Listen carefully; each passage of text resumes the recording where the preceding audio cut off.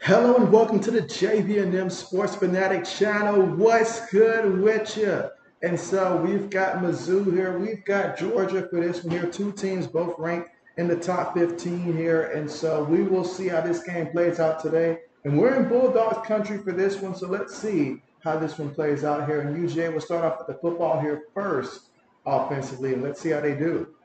And so we've already got Lewis here. And Lewis says, finally here, let's go to Bulldogs. And so here we go. So first and 10 from their own 20-yard line, shotgun formation. Three receivers, one tight end, one back. Bakes it to the back, throws it, gets the completion. And that's going to be a first down right off the gate. Picked up about 10 yards on the play.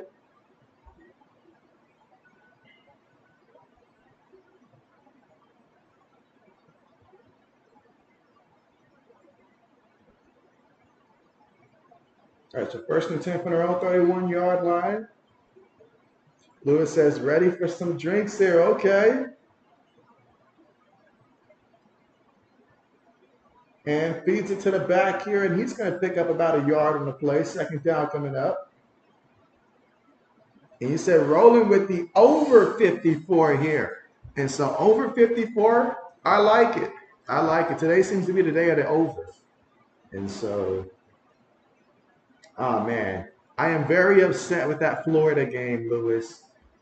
Oh man, I took like 5 of my player props, and so the 4 that I had in the Notre Dame Clemson game, they went great. Came down to the final person for Florida who was doing absolutely nothing until this final drive here.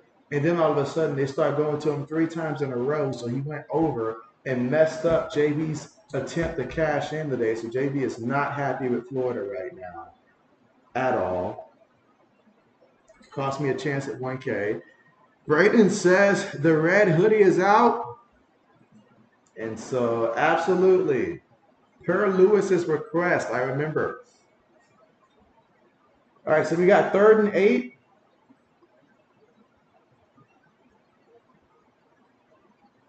Bulldogs looking to pass. He's on the run. He's got the first down, still moving. Slides at about the 49-yard line, almost midfield. And that's going to be a first down here for the Bulldogs. Again, first drive of the game. Lewis says, actually, I want the under, but 68% of the public on the over, so I followed them. Maybe they know something I don't. I should have followed as well. Lewis says, oh, Florida. And so, yes, Florida messed JB up big time here. Big time. Just when I thought it was all going to be over, I blame the Razorbacks for tying it up. Like, if they wouldn't have tied it up, Florida would have just ran out the clock. Terrible.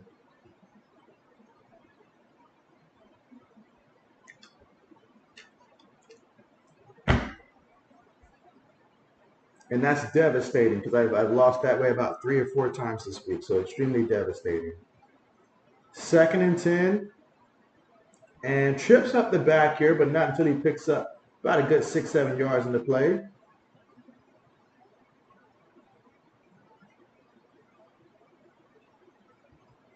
But yeah, Braden, how are you? Braden says Ole Miss holds on. And so, yeah, Ole Miss, another team that messed me up. I took the under in that game. And also the Clemson Notre Dame game, I took the under in that one foolishly in hindsight. All right, 3rd and 5. In the shotgun. Throws it and incomplete. And that's going to bring up 4th down. Lewis says Georgia opponents only converting 27% on 3rd down, but we'll see. Yeah, we will see. Because how many of those opponents were ranked? Just in general, how many of those opponents were ranked? Braden says doing good. All right, so this is 4th and 5. They're lined up in a shotgun. Let's see if they actually go through with this. Up, there's a penalty. Free play opportunity. Oh, look at that. What a catch. What a catch to the 20-yard line. That's got to hurt. On 4th down, they just said, look, we're just going to get it.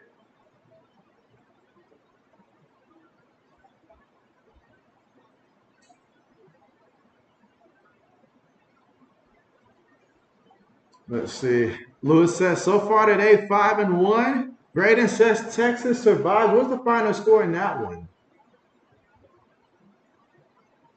Because when I last saw, I felt like Texas was up pretty decently.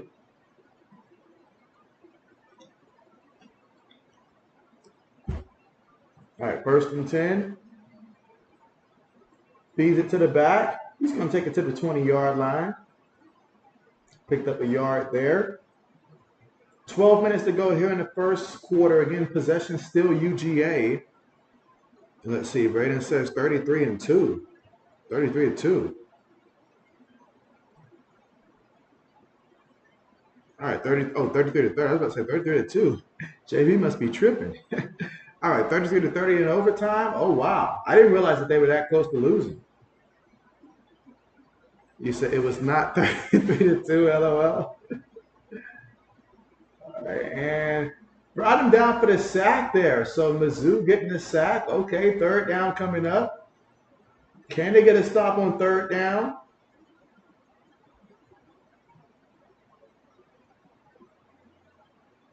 And again, UGA heard Lewis took the over, so they was like, let's go out here and let's put up some points for him.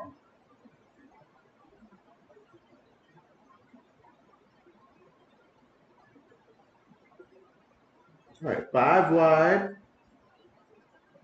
from the 26-yard line of Missouri. Quick pass, gets the completion, takes it to about the 15-yard line.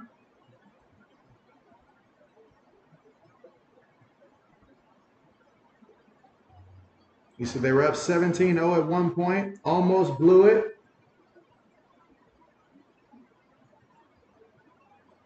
Well, if Kansas State would have found the win, I know that Phoenix would have wanted for them to win. But UGA is going to bring out the field goal unit here. 32-yard field goal attempt.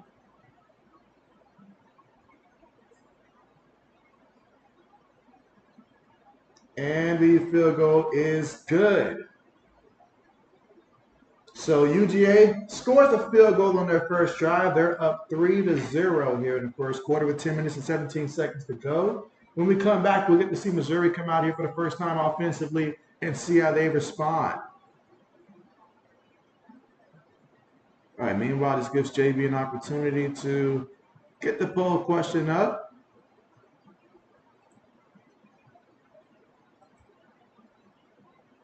Okay, let's see.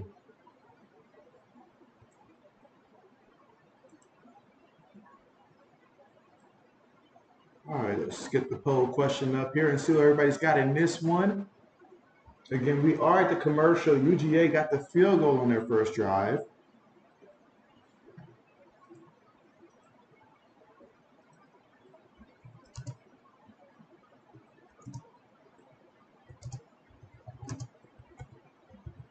Braden says he'll be keeping track of the Oklahoma State versus Oklahoma game.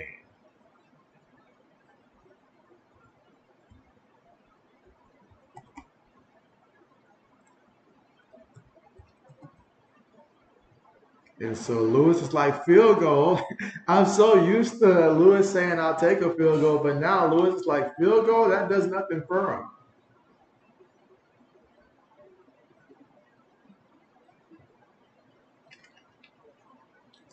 He says, but he'll still drink to that. He will still drink to that. Man, I am so mad at myself for choosing a guy from Florida. That hurt.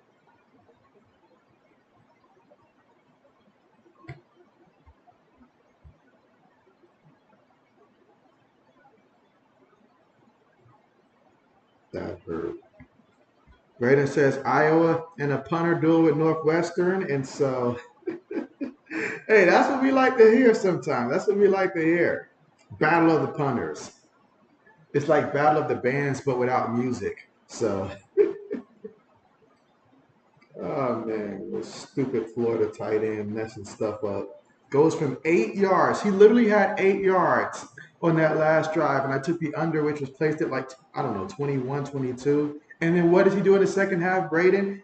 What does he do in the final drive of regulation? He goes out there and he gets like 49 yards receiving. That's what he does to mess up JB's day.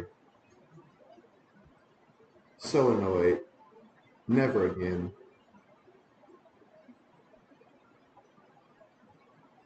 Never again. All right, so we'll get to see Missouri come out offensively. See how they respond down 3-0. Braden says, are you concerned with Ohio State, JV? And so, I mean, they are who I thought they were. I mean, at this point in the season, quarterback's not great. We know how great Marvin Harrison is, just still need a quarterback to get you the ball. Now, Henderson, you know, he's doing okay, but we're still not where we need to be at. And so I'm not impressed, but concerned. I mean, they are where they are. And so they've been the same team pretty much all season long. And that's not a compliment. But I am impressed with the defense, though, but the offense, light years away from where we need to be. I keep watching to see if any week will be any different. Nah.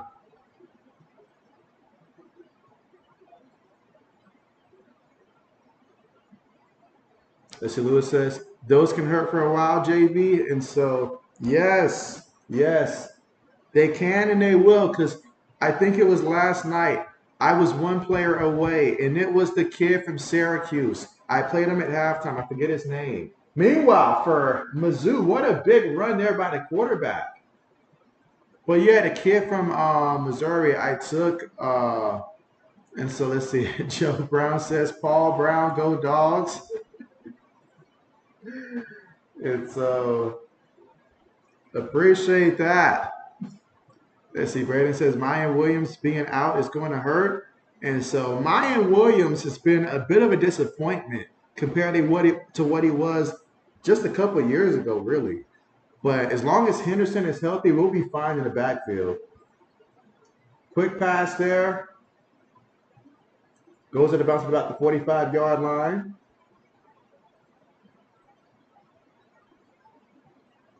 Again, first offensive drive here for the Missouri Tigers.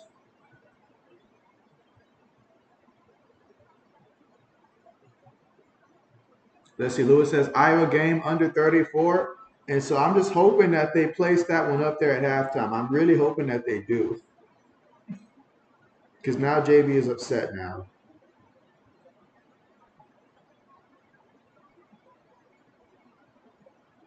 Let's see, Braden says, yep, Lewis.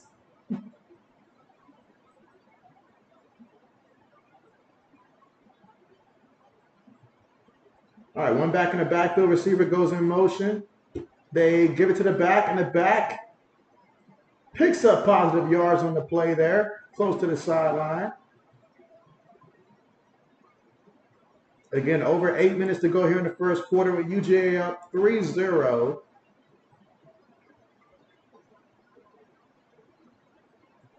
Braden says just bet under JB. And so if they give me an Iowa option, you best believe that's exactly what's going to happen. Believe it.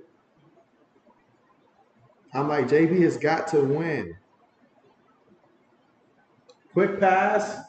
Goes out of bounds about a couple yards shy of that first down marker. Second down coming up. So Missouri here moving the ball. 7 minutes, 38 seconds to go here in the first quarter.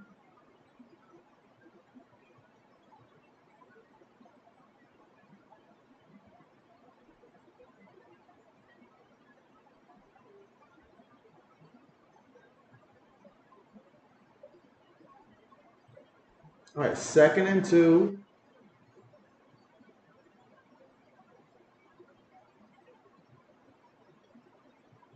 Feeds it to the back.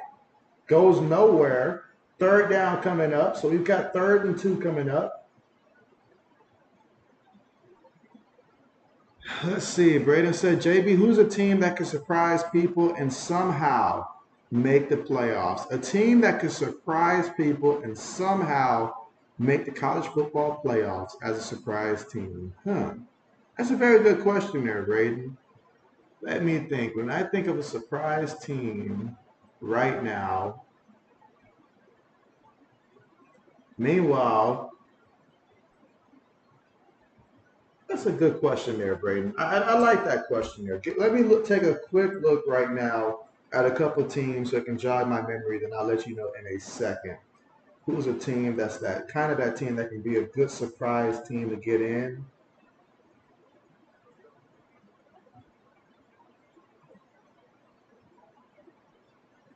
But that is a great question.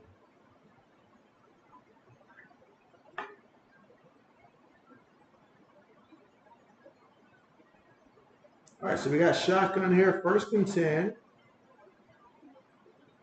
Looking, taking a deep shot into the end zone. Has a receiver, and that's going to be a touchdown. So made it look easy there for the touchdown. Wow. How did he get that wide open? Look at the separation. All right, so Lewis says Oregon, and so I feel like for Oregon to make it, that means Washington will have to lose probably 2 more times in all reality, but certainly a good choice. But I'm really trying to think like an off the radar type team.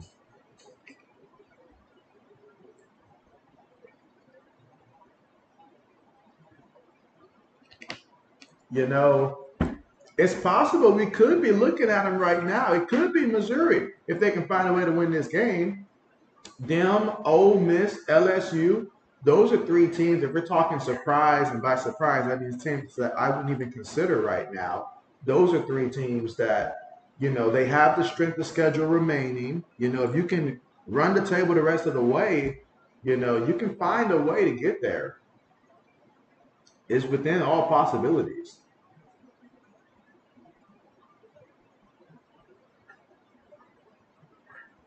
You let Mizzou find a way to win this game, and Mizzou will definitely be in that conversation. So I'll just say Mizzou. Why not?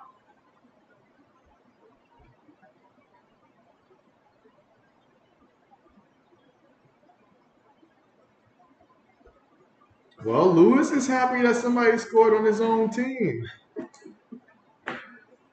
And so Joe Brown says the Oregon Ducks. Okay, okay, okay. So we got quite a few saying Oregon here.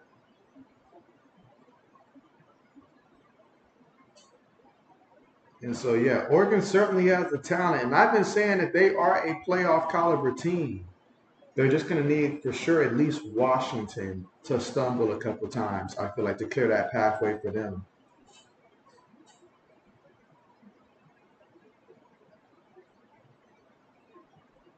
Yeah, but again, we're here in the first quarter with 5 minutes and 45 seconds to go with Mizzou up 7-3.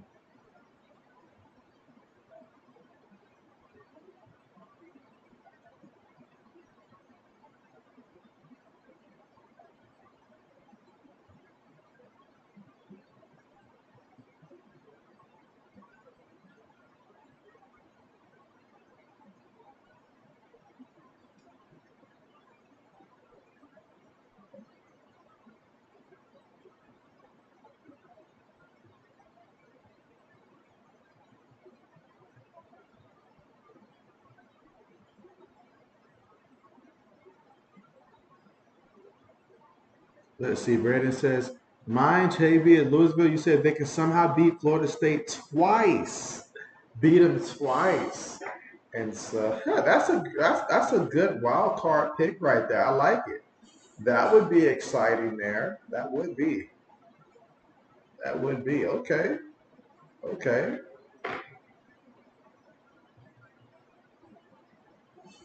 Braden says Mizzou's quarterback is underrated. Severely underrated. He's 4 53 yards passing and a touchdown.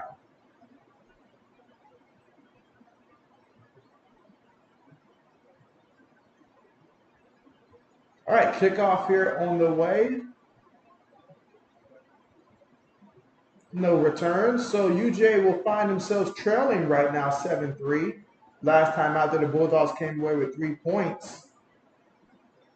There is a penalty here. Again, here in the first quarter with 5 minutes and 45 seconds to go.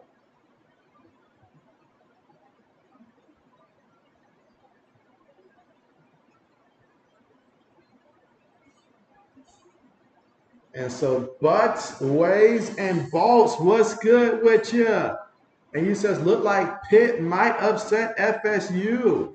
And so Pitt is known for upsetting teams. They are known for doing it. It's one of their specialties. What I love really about them here. So we'll keep an eye out on that one for sure. We'll keep an eye out for that one. And hey, if it happens, we'll be able to say that Bucks, Rays, and Bolts said it first. Meanwhile, Edwards carries it to the 30-yard line, so back to the line of scrimmage there. Second down coming up. But that's something you don't want to have there. Trailing 5 of their last 6 SEC games. All right, so Lewis says Washington versus USC over 75. Over 75 would be insane. I actually think Washington's defense can do a number to Caleb Williams and company, but we will see. 2nd and 10. Throws it. And that's going to be completed there. Not sure if he juggled that one or not, but he got the completion. Big play.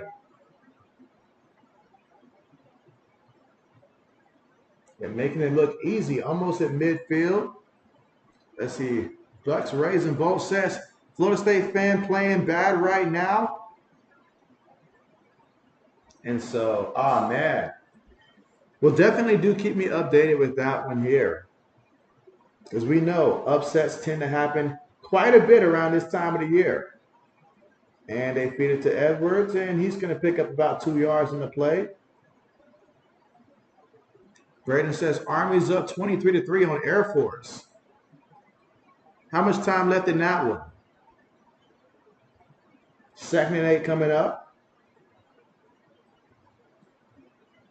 Still 0-0. And that's exactly what Pitt wants right now. Just slow it down, Keep Florida State off their rhythm. You don't want Florida State to get going. That's one thing for sure. You don't want that to happen.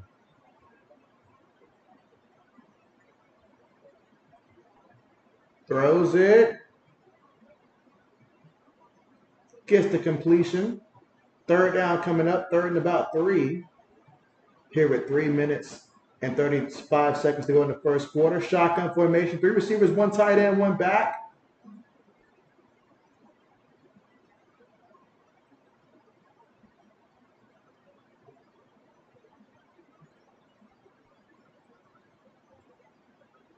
Milton is the running back. Receiver goes in motion. Beck looking, throws that, gets the completion. He's got a 1st down here, got to tackle him, and he does at the 35-yard line.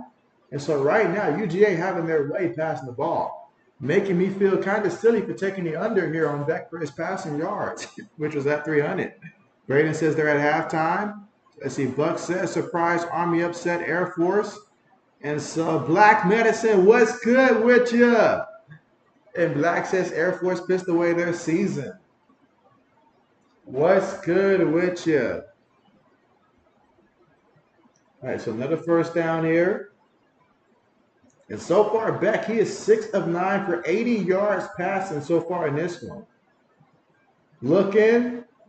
They're going to bring him down for the sack. They're going to get him for the sack here. He's going to lose about a yard in that sack. And they're going to need to generate more pass rush because right now he's just throwing the ball at will. And every time that ball comes out of his hand, that's another 20, 30 yards right there, basically. Let's see. Lewis says you got Nevada -2. And so Buck says about dropping rankings.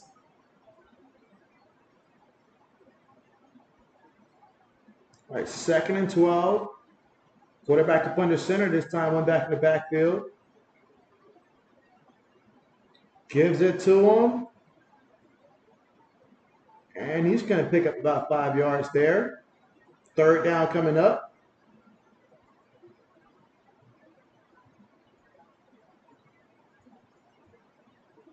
Again, got 1 minute, 25 seconds to go here in the first. 3rd and 6 at the Mizzou 32-yard line. All right, this is big right here for the Missouri Tigers. If they can get a stop here on 3rd down, that'll be huge.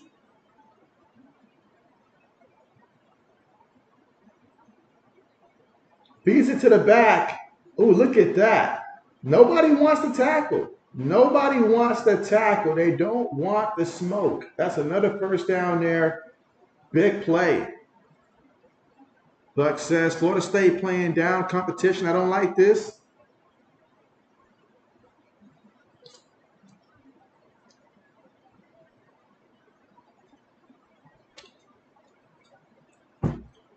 Yeah, I am highly, highly concerned for Florida State the rest of the way there. They seem like a prime candidate to get upset at some point, in my opinion. First and 10. Feeds it to the back again. Takes on the contact, still moving. Picked up the first down. That's about 13 yards at least on the carry there. And so UGA moving it on the ground, moving it through the air. They're just moving the ball here. And that'll take us to the end of the first quarter.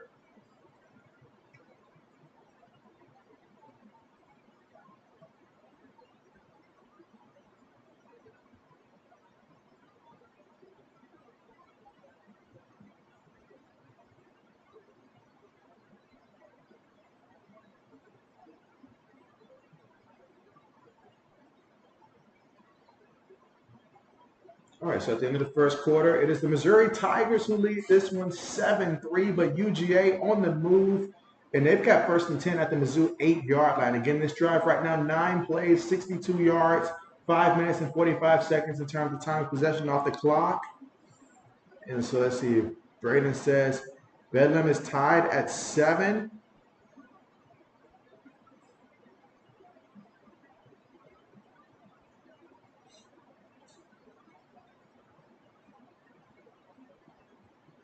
All right, again, we are at the commercial here. Quite a few interesting games going on right now. I see Oklahoma State tied 7-7. U of L, they're up 14-0 over Virginia Tech. So we've got some games here.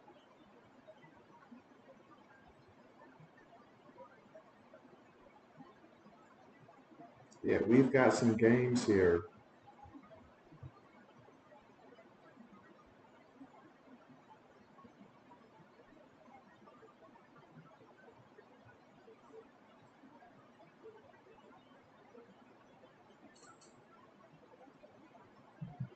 And again, we're at the commercial. Both quarterbacks looking tremendous so far in this one.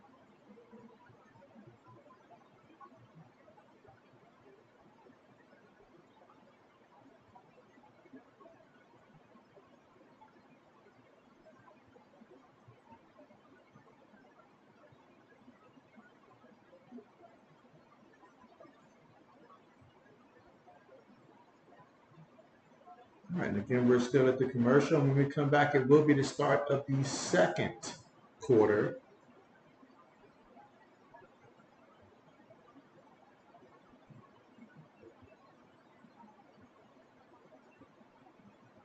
I see that Iowa and Northwestern are still tied up 0-0. Meanwhile, Auburn just scored.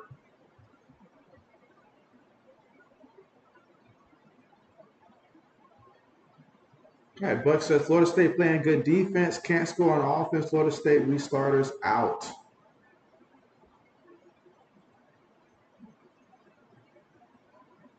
Yeah, I'm always concerned once a team starts off the season hot and then the offense starts to cool off. I mean, thankfully the defense is out there playing, but we all know if you're going to bring home a championship, you need that offense. Lewis says Iowa easy under. Black says, what do you think of Florida's black uniforms today? And so, uh, man, I mean, wasn't anything that I too much, I guess, really liked. Black says always. Oh yeah, definitely, definitely. Especially if you're taking a total of points. But what get me for the player props is that they put the lowest of the lowest player props out there to where it is not. Even they can probably obtain a couple of those, given just a fluke play.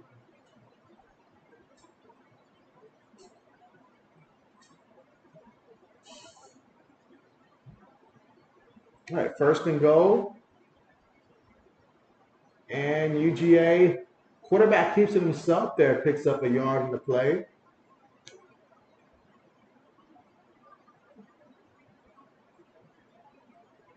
Again, that was the backup quarterback there, looks like. He's built like a kicker, though. All right, so we got second and goal here. Again, we're in the second quarter now, and UGA, their second drive, just their second drive here, and they're trying to cap it off in the end zone. Gets the snap, looking, throws it, gets the completion, but he picks up about 2 yards there. Third down coming up. So this is big. Do they get it on third down? Or will Missouri's defense hold firm?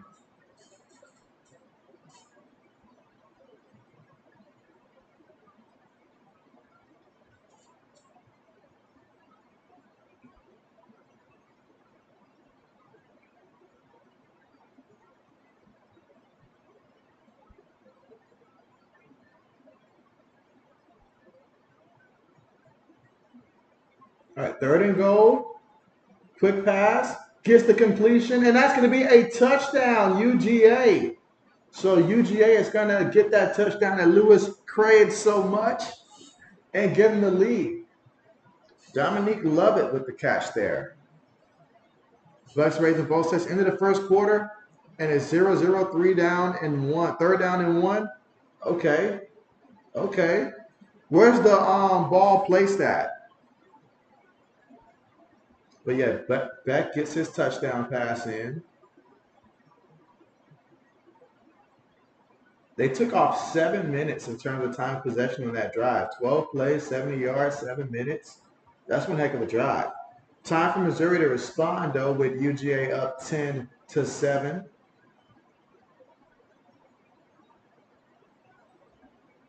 And so Lewis says he'll drink to that. He will drink to that. And so Bucks Raising Both says, who want win? And so that's the question. Who wants it more? And we are back at the commercial again.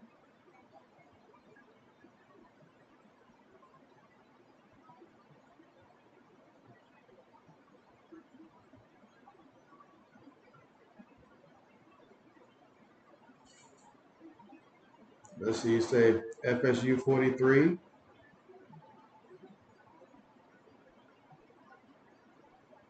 All right, and again, we're at the commercial again. Yeah, but a lot of games currently on here.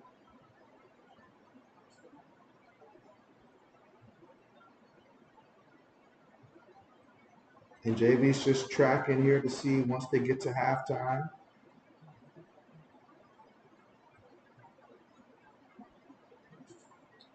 Let's see, Lewis says, me, of course.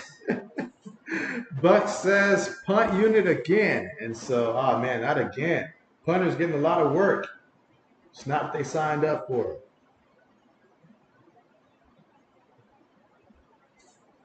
Meanwhile, let me check the poll here. All right, so we got 6 votes in, 3 for Mizzou and 3 for Georgia. So, okay, couple votes in.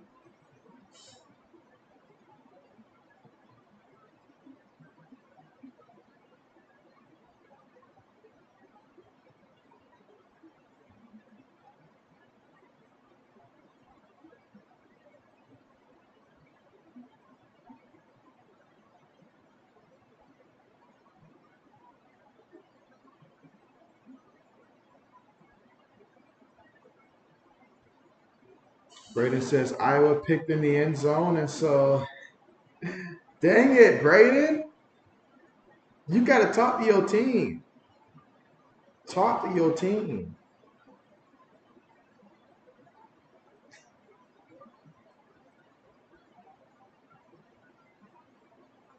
What gets me, Braden, is that Iowa, you always look up and they're usually at some parts of the season ranked, 25, 24, and stuff like that. And so it's like, how are you guys ranked if the offense is that bad?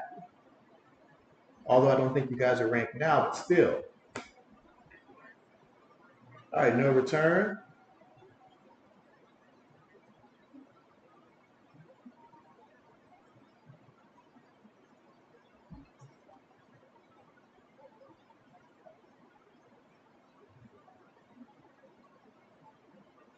Braden says, nah, it wouldn't help, LOL. And so, Braden, you're supposed to be the guy to motivate anybody.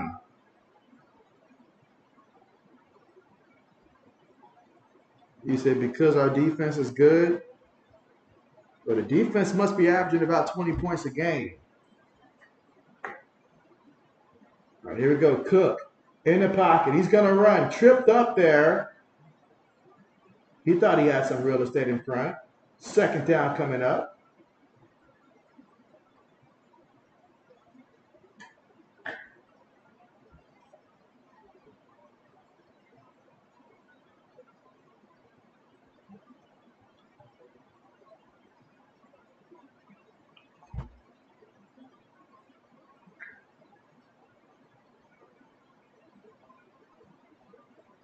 All right, so it's 2nd and 9.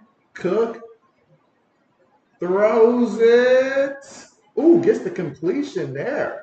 I'm seeing some nice catches right there on that side of the field.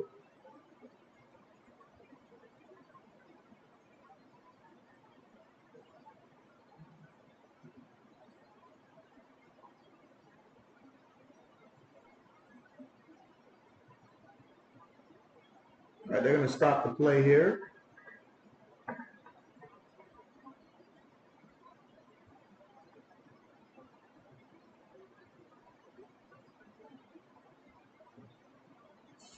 All right, let's see. Buck says Florida State versus Pitt defensive battle. Ooh, I just now see the juggle there. But even then, I mean, he still made the catch. He just needed 1 foot in. Let's see. Takes his hand off. Has possession. Doesn't have possession yet. Ooh, I don't know now. I I guess it's still a catch. All right. And finally gets possession there. That's a catch. That's a catch. That's a catch. Although he's got to do a way better job at securing that ball sooner.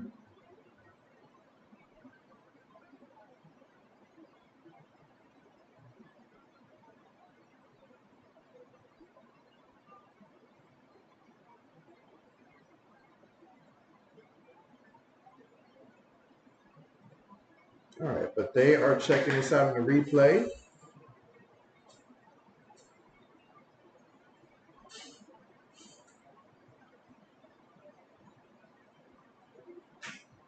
All right, so the call stands. It was a first down.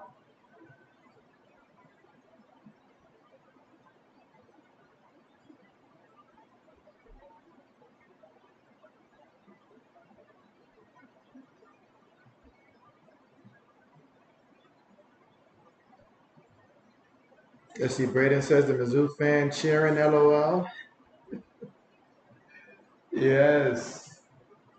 So that was a 33-yard completion that took it to the UGA 41-yard line. Now 1st and 10. Cook throws it. Incomplete. Incomplete there. 2nd and 10 coming up again here in the second quarter with 12 minutes 34 seconds to go.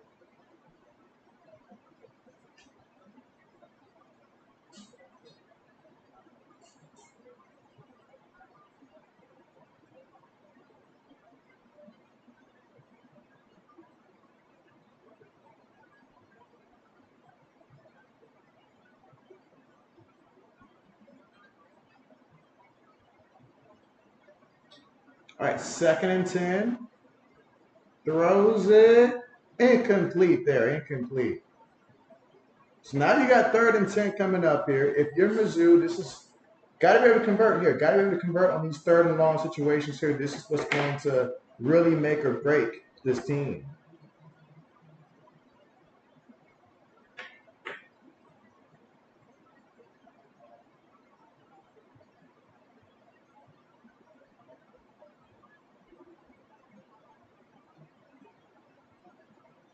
Again, 12 minutes and 30 seconds to go here in the second quarter with UGA up 10-7, but Mizzou with the football here facing 3rd and 10. And they're going to head it to the back here, and that was not a wise decision at all, in which he went absolutely nowhere. And that's going to bring up 4th down here.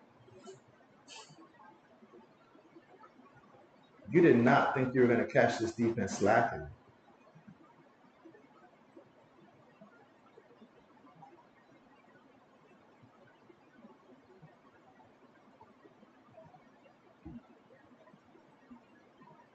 All right, so with fourth down coming up, it's going to bring out the punt unit, trying to pin him inside the 10.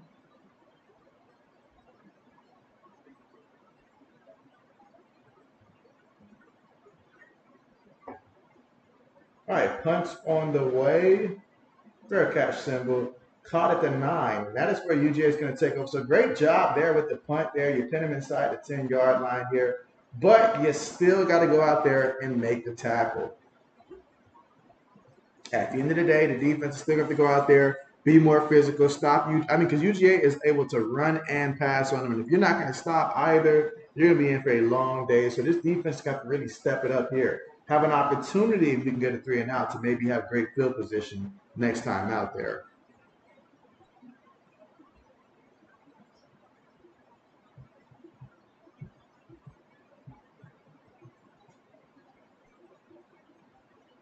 Yeah, I am definitely waiting on that Iowa Northwestern game to get to halftime, and hopefully, underdog puts them up.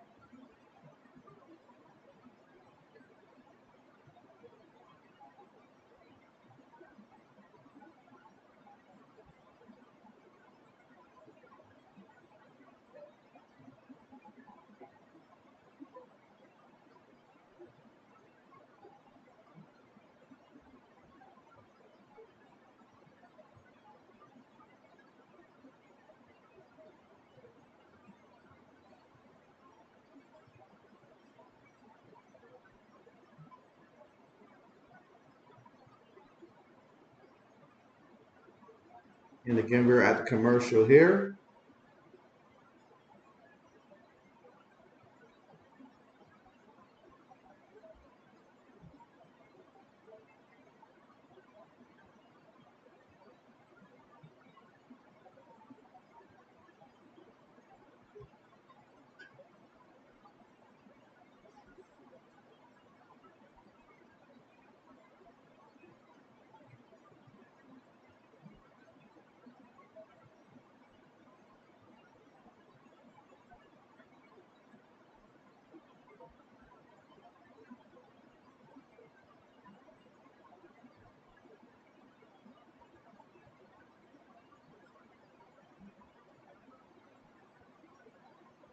All right, getting ready to return back to the action soon.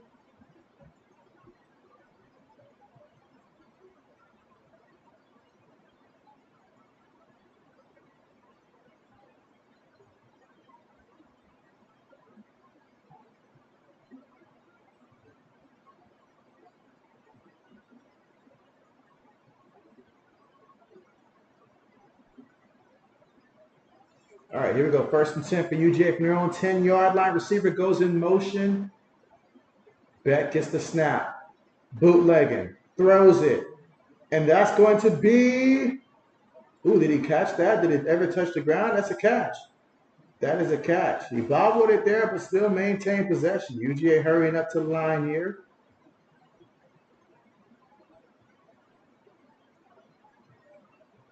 From their own 28. Throws it. Incomplete. Second and 10 coming up.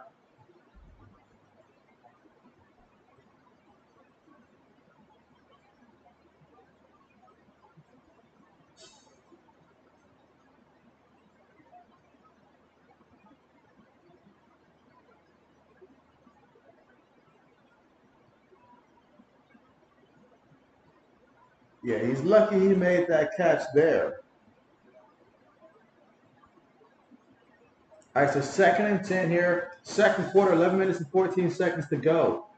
Feeds it to the back. Oh, and they're going to get him in the backfield here for a loss here. He's going to lose about 2 yards on the carry, and that's going to make it third and long. So with third and long here, I'm looking at Missouri. Can they generate pressure? If you give him all kinds of time, then Beck's going to pick you apart there for the first down. They are going to have to find a way to get in his space, get a hand up, deflect the ball, something here. Generate some pressure to make him uncomfortable. Because if you don't do that, he will convert here on 3rd and 11. It's just been that easy all game long.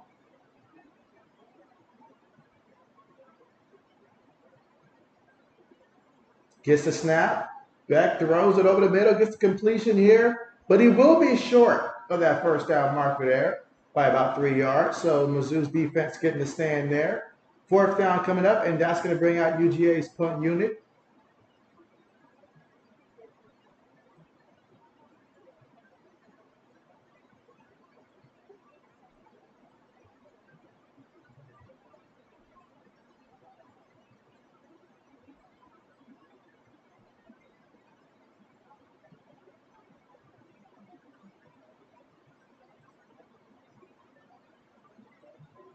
Punt's on the way. All right, gets it from his own 20, and that's where Mizzou will take over offensively as they trail in this one 10-7 here in the second quarter at 9 minutes and 49 seconds to go. And we'll see what they can do offensively when they come out after the commercial.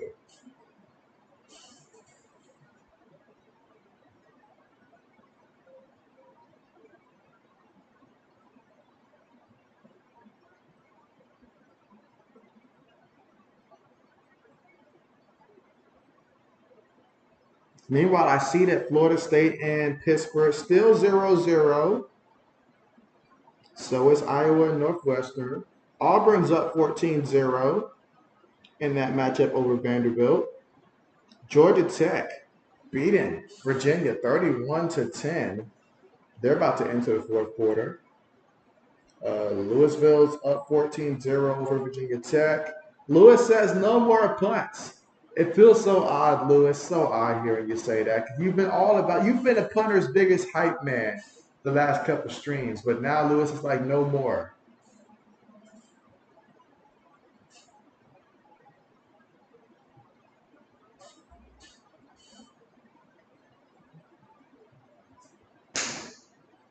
Yeah, I am begging them here.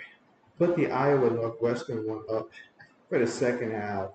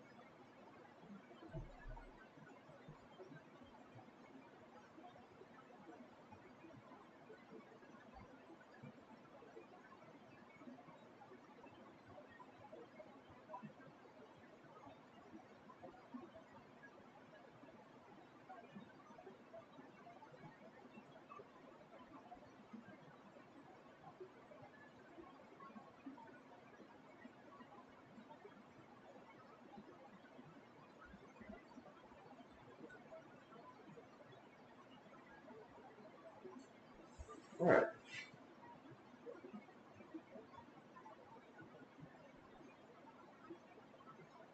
From their own 20. Oh, we got a penalty before the play even takes off here.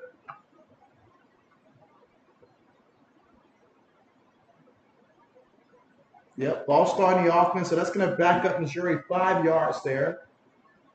And they're going to call it on Delgado, number 72 from Missouri. Again, here in the second quarter, 9 minutes and 49 seconds to go in the second. And so now they're looking at first and 15 from their own 15-yard line after that penalty.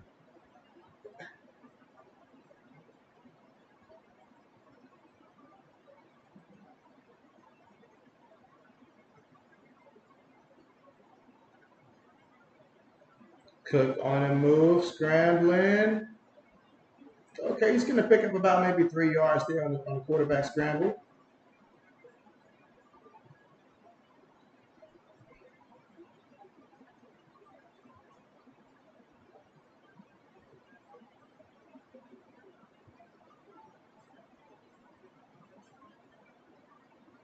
All right, so we got second and 13 here. 4 receivers, 1 back, shotgun formation. 9 minutes, 20 seconds to go here in the second.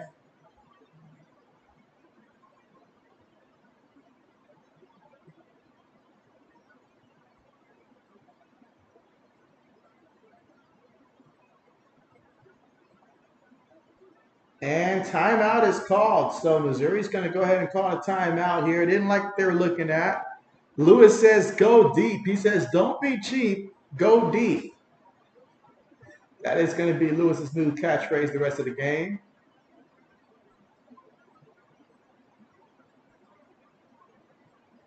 Lewis, I think you might be perhaps the only person who actually wants for me to live stream during their game. Everyone else says it brings their team bad luck. We will see.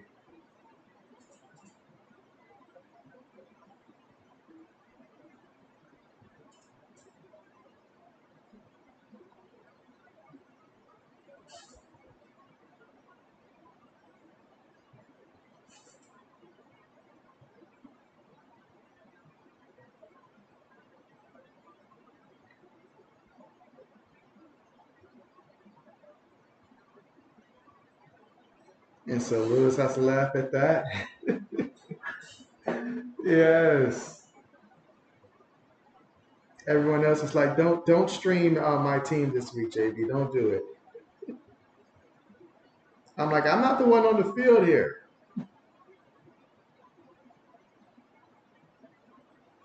Braden says, yeah, when you stream the Packers games, they lose. And so Lewis seems to be the exception, though, because when I stream, well, minus, I don't know, he's like, what, 1-1 with the Bears right now. So we will see on my streams. But man, it's like, absolutely, absolutely, absolutely. Same for 80s in the Super Bowl.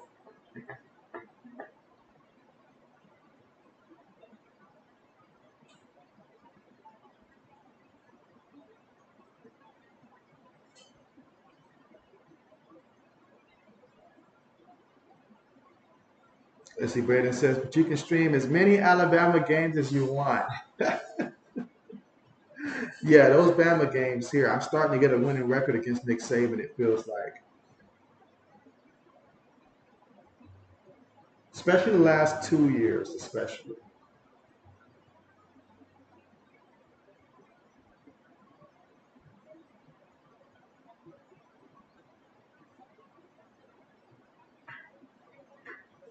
Lewis says, yes, won the Thursday night and lost the Sunday night. All right, 2nd and 13. Throws this one going deep. And, ooh, is that a catch there? I see a penalty. I totally lost where the ball was at, though, but I see a penalty. Maybe against UGA. Okay, that was incomplete there, but are they going to call the flag there? I don't know about that one now. Listen, Lewis says, stream the Packers on Thanksgiving for the sweep. So it's going to be pass interference there against UGA. So that's going to gift them with a first down. Braden says Oklahoma State up 17-7. Really now? Oklahoma State up 17-7. Okay. Okay.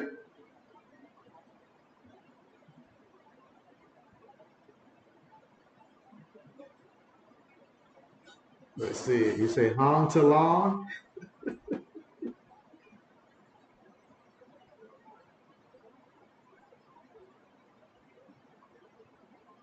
I've got a penalty here. False. So another false start penalty here against Missouri, and they are just shooting themselves in the foot right now with these penalties.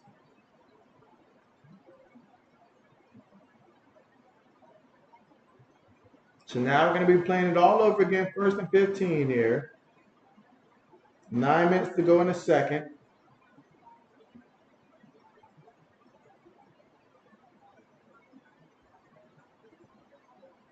Give it to the back and gets away from the first tackle there. Going to pick up some nice yards there. Good job just getting away from the first guy.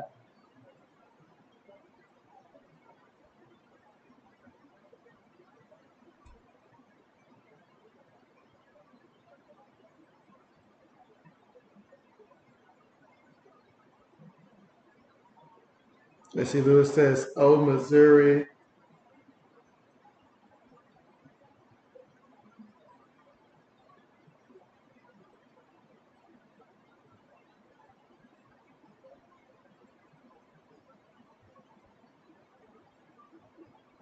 Right, so we got 2nd and 10. Out of the shotgun, feel the pressure on the move here. He's running, looking, and he's going to take off and run. He's still running here. Picks up the first down. It's like he thought about stopping. He's like, wait, there's nobody in front of me. Let me keep going. So picked up the first down, and he shocked himself there with how open he got. Because that time he saw a big 97. That would make me move too. But then got past 9. He's like, wait a second, there's nobody in front of me. So, wow. Brandon says, nice run by Cook. Yeah, he's cooking them. He's cooking them. Moving the ball, taking time off the clock. Feeds it to the back. He's going to pick up about 5 yards there on the carry. 2nd down coming up. 7 minutes and 35 seconds to go here before halftime.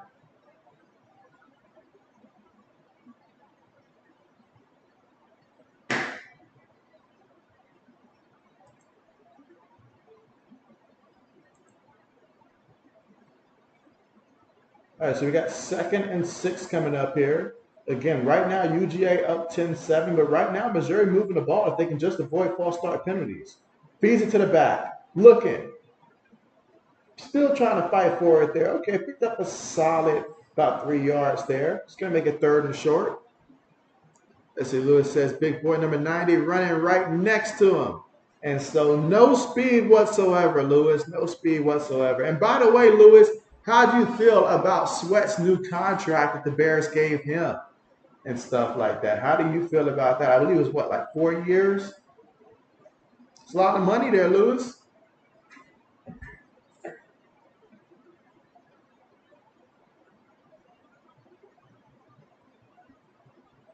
Third and 2. Kind of hand it to the back. Picks up the first down here. So another first down. Okay, I like it. I like it. These long drives here. Taking time off the clock. Picking up first downs here. This is how JB envisions an offense is supposed to be.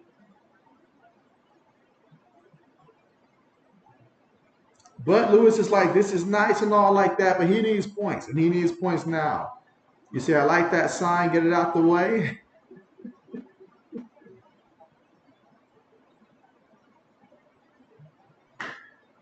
All right, here we go. 1st and 10.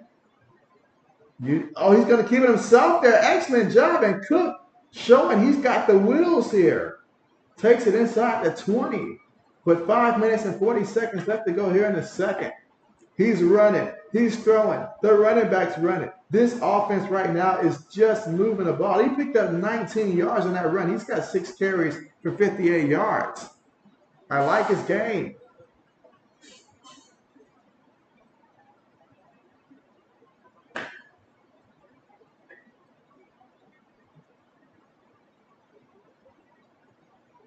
First and 10. Gives it to the back, and the back is going to lose about half a yard there. 2nd down coming up. 5 minutes to go here in the second. Again, UGA leading this one 10-7, but Mizzou on the move.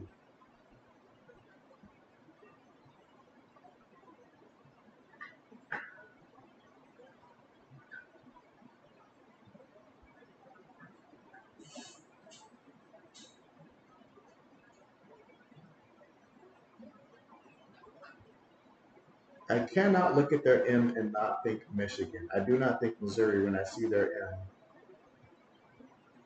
All right, shotgun, 2 receivers, bottom of the screen, 2 receivers, top of the formation. Cook throws one up there, pretty pass, and oh, you got to make that catch there. And he knows it. He knows it. 3rd down coming up, 3rd and 11. Just a little too far in front of him there. Just a little bit. That was almost 6 points. And he's currently down right now. Being looked at by the medical staff. Again, here in the second quarter at 4 minutes and 24 seconds to go.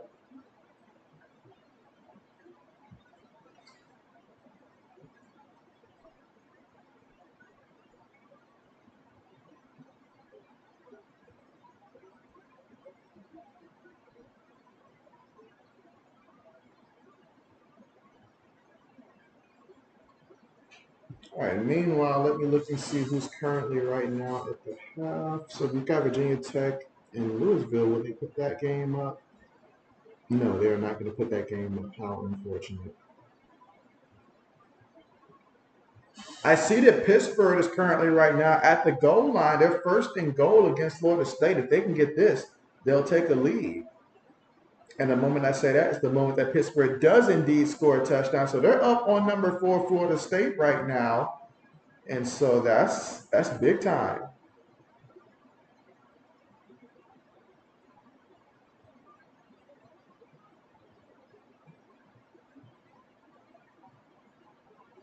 Lewis says he needs a touchdown. Let's go. Let's see. Braden says the last time I heard of a quarterback with that last name Cook was Connor Cook, and he ruined me and JB's hopes and dreams in 2015. Oh man, that's going back. That's going back. That's going back. I feel like his NFL career gave him the justice that he deserved, Braden, after that moment there.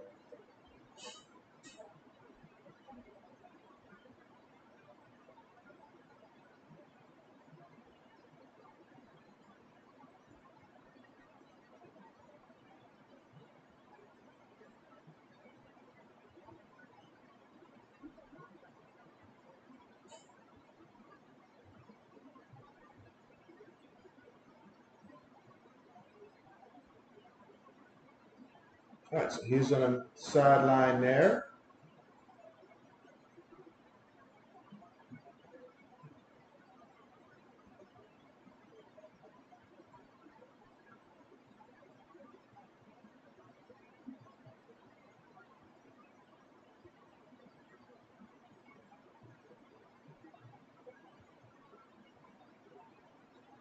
All right, so 3rd and 11. Let's see what Mizzou draws up here on 3rd down. See if it goes in motion. Cook moving, throws this one incomplete. So incomplete, 4th down coming up. And that'll bring out the field goal unit.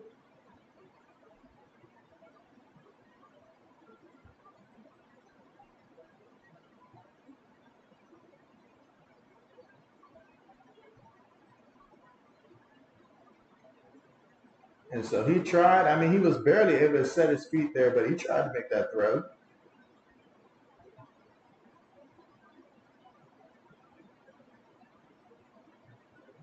All right, 37-yard field goal attempt coming up here from Mizzou.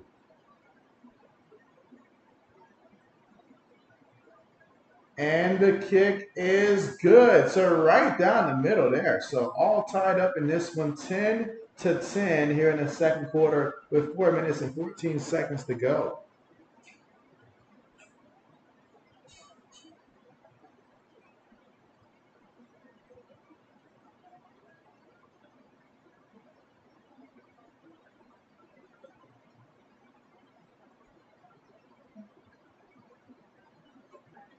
Oh man, Braden, I'm a little concerned because I feel like at some point someone has to score for Iowa, right? I mean, or Northwestern, one of the two, but they're still 0-0, almost at halftime. Buck says Pitt looks good. Braden says 0-0 in the 2nd quarter. Guess what game this is? And so, oh yeah, it's that Iowa Northwestern game. You already know. Buck says touchdown. Pitt 7-0. So Pitt is up on Florida State 7-0. And so, wow, Seminoles need to wake up and fast.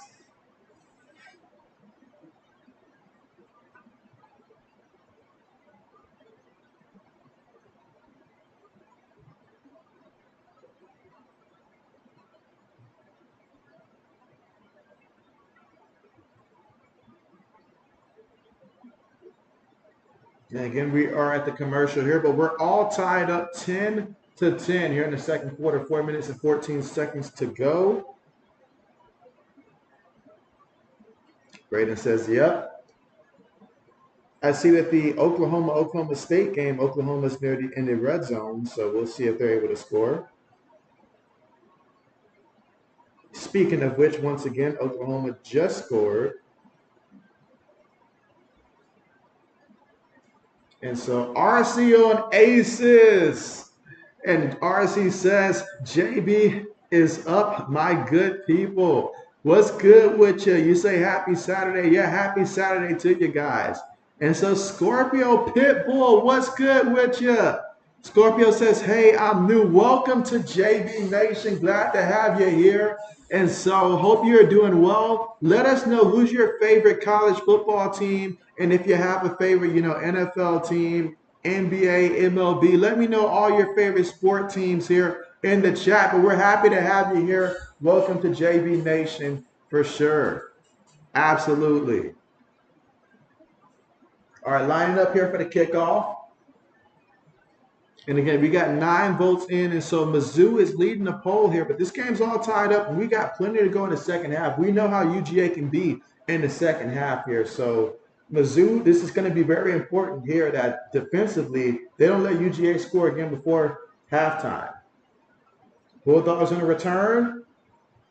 Takes it to about the 27-yard line. That's where the offense will take over with about 4 minutes and 9 seconds to go. So still plenty of time. And so SM, what's good with you? What's good with you? How are you? Lewis says, Scorpion, welcome. RC Onasis says, I'm thinking of going to see Taylor Swift's concert a second time. You say, yeah, I'm a fantastic fanatic. I can't get enough. Unfortunately, my favorite Swiftie friend is a couple hours away from me. And so, hey, what's a couple hours to do something that you enjoy, right? What's a couple hours for that trip? Graydon says, JB telling everyone teams are in the red zone and then they score seconds later. And so I know, right? Meanwhile, Evers on the carry. He's going to lose some yards there. Got to be careful there. You don't want these referees throwing no flags for, roughing for any type of personal foul or nothing like that. But excellent job by Mizzou. And if they can come up and actually hit somebody in the mouth here, that could really go in their favor. Let's see. RCN Ace says, JB, I bet you didn't think you'd see a Taylor Swift related post on a college football Saturday. I would not have been surprised. Would not have been surprised, actually. I feel like Swift comes up in at least 4 out of every 6 streams, maybe even more. Meanwhile, Beck taking a deep shot, incomplete. No way. Not going to happen here. Not going to happen. All right, so we got 3rd and 12. This is a big, big, big chance here for Missouri if you can get a stop here and get the ball back. Let's see. Braden says, welcome, Scorpion. RC Onasa says, this game is good game, huh? 10-10. What quarter we in? Is this on ESPN? And so this is on CBS, I believe. CBS. And this is also second quarter with 3 minutes and 25 seconds to go. So again, second quarter, 3 minutes, 25 seconds to go. UGA 3rd and 12. Beck with the football, throws it over the middle, incomplete there. That time the pass rush got there, and UGA had to punt the ball. That's the most uncomfortable I've seen his offense in this game on this drive right here.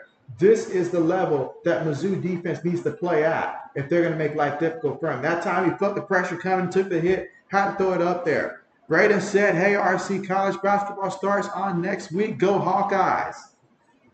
And so I'll be looking to see how these teams in the Big Ten look.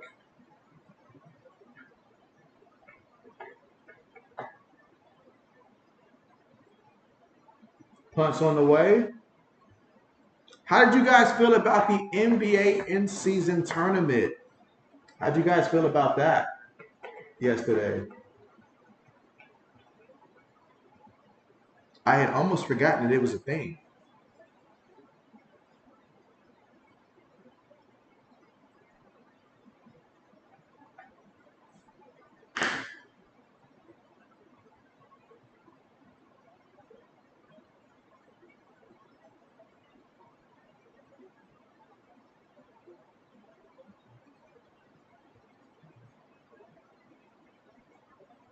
All right, here we go. Shotgun formation. Gets the snap. Cook throws it away. Okay. Threw it away. Second down coming up. 2nd and 10.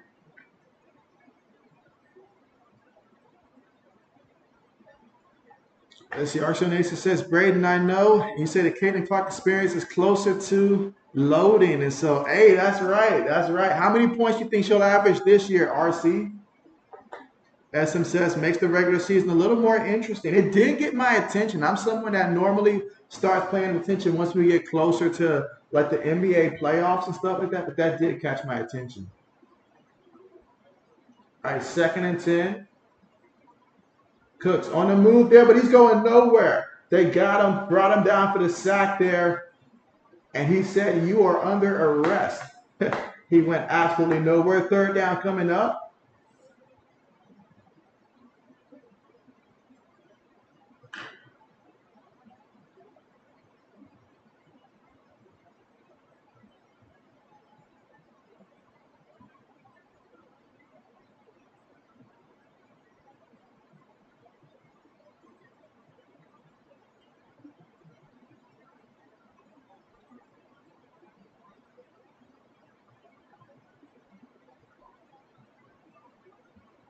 All right, 3rd and 15.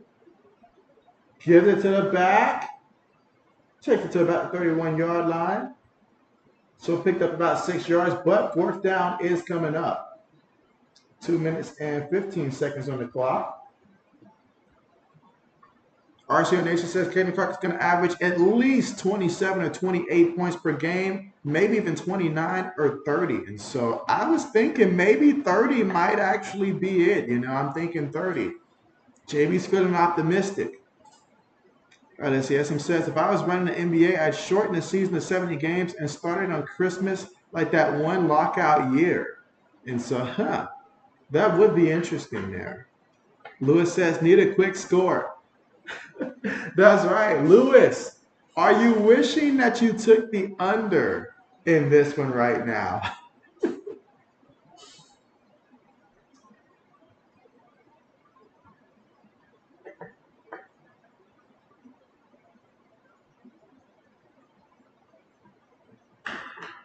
All right. Meanwhile, we are at the commercial here.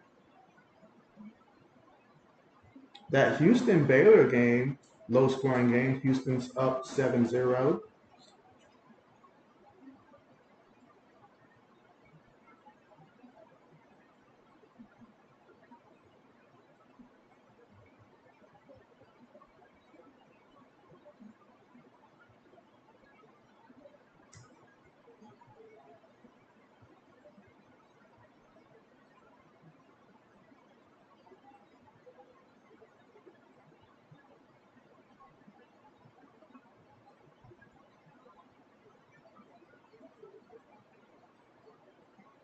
All right. Punts on the way. Fair catch and caught at the 29-yard line for UGA, and that's where they'll take over from their own 29-yard line. Lewis says, well, it might get going in the second half. And so that's true. It could be fireworks, or it could just be a defensive game in the second half. You just never know. You just never know.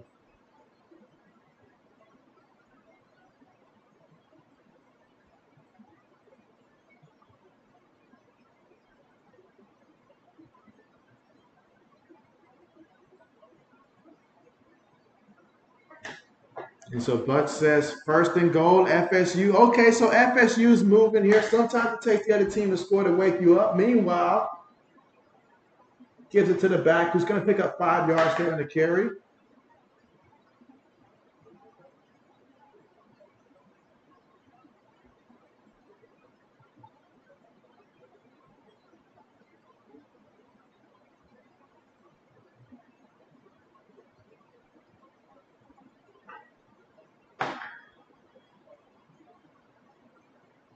Feeds it to the back. He's going to pick up a yard, so 3rd down coming up here. Excellent job by the defense there. Buck says game tied now. Okay, 7-7. Braden says Oklahoma misses a long field goal there.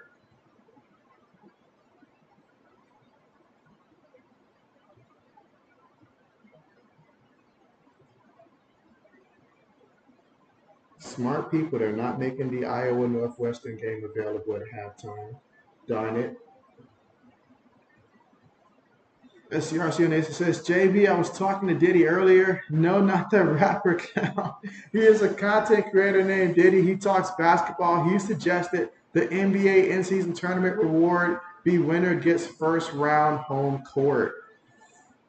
First round home court there. I don't know if I like that idea. I don't know if I like that idea. Yeah, I don't know if I like that idea. Because I feel like I don't know. That should be something that it takes the entire season to earn, like that first round home stuff there. So I don't know if I like that idea. All right, 4th and 4.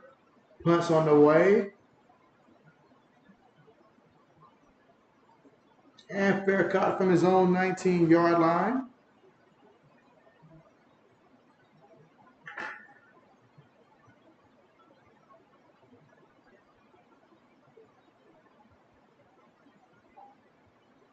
You say, JB, in my opinion, I would shorten the in-season tournament games to get the single game eliminations stages quicker because people might want to see some sudden death. That could be interesting. And so sudden death. Okay, that would definitely be a bit of something different there. All right, we got just 45 seconds here before we hit halftime.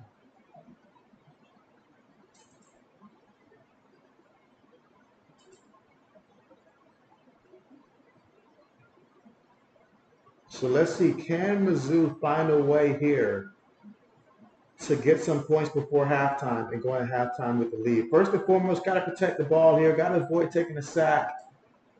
But they opted just to run the ball here. 1st and 10, running out of room here, tried to stay in bounds. You said, JB, you might not like the idea, but the point is it would give players more incentive to go all out than just giving them a Dollar Tree trophy. That is true. That is true. That is true. That is true.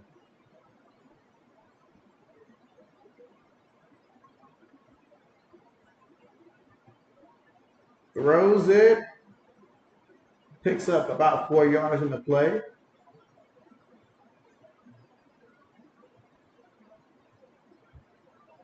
Let's see. SM says an automatic playoff spot would make sense, but then the team would have no incentive to try the rest of the season. LOL. And so that's another one there. That's another one there. Say they win the tournament, but they lose the rest of the games before the play. Okay, a lot of their games before the NBA playoffs even start, to where they don't even qualify, or they're the last play-in team, but we're already guaranteeing them a home playoff game. Another reason I probably don't like that idea. It's like we're trading the rest of the season having meaning just for the in-season tournament to have more meaning at that point. Meanwhile, running back carries it for about 2 yards there. 4th down coming up, 7 seconds. Let's see if UGA called a timeout or if they'll let this one just run.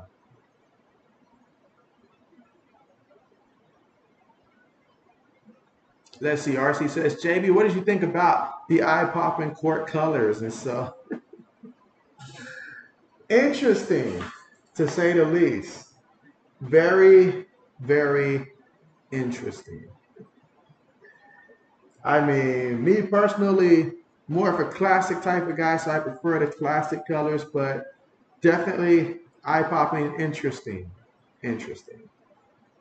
Meanwhile, we've got 10 votes in. The game is tied. The voting on the poll is tied. So just about everything here is tied. But we are currently right now 7 seconds till halftime. SCRC says, yeah, you don't want an automatic bid going to a team with a 25-57 record. And so you run that risk, because I guarantee you run that risk. Because who's playing good right now may not be the case. Like, let's just use the Spurs, for example. The Spurs are playing really good right now. Say they win it, but then later on they just go back to being, since they're a young team, they just, they've got a lot of growing to do. And then it's like, oh, no. SM says, kind of don't like the court thing, but I understand why they did it. And so, yeah. Yeah, so I'll call it interesting there. Brandon said, took the words right out of my mouth on the colors on the court. I will say this though, NBA is trying a lot of different things. You know, that has been something that they've been trying a lot of in the recent years, just to try some different things here.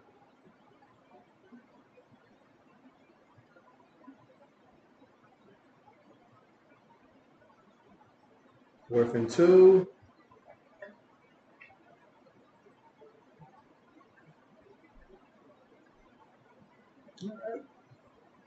All right, so that is going to take it to halftime here.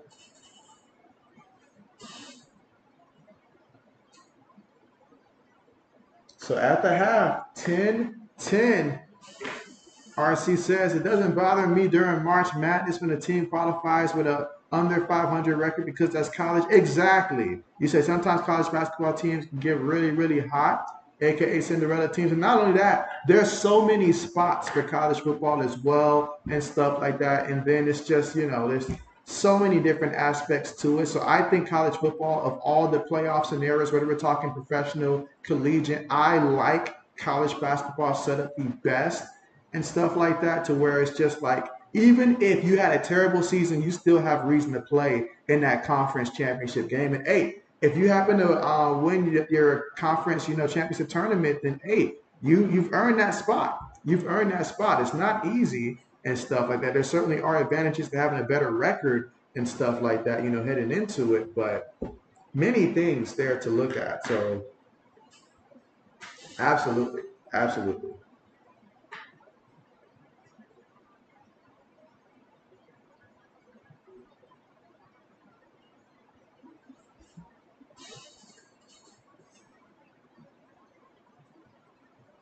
CRC Nation says, JB, remember that crazy year George Mason went all the way to the Final Four?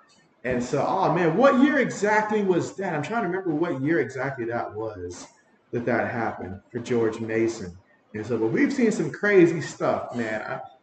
Man, if only I can make my bracket and then bet against my own bracket, that would be the best. Because every year there's a lot of crazy things that happen. A lot of crazy things that happen. Absolutely.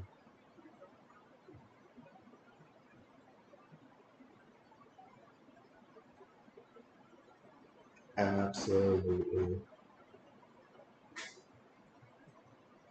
All right. But again, we are currently right now at halftime. So y'all know what halftime means for JB. This is when JB takes his time to look around here and see if there's anything JB wants to play right now and try to win, hopefully.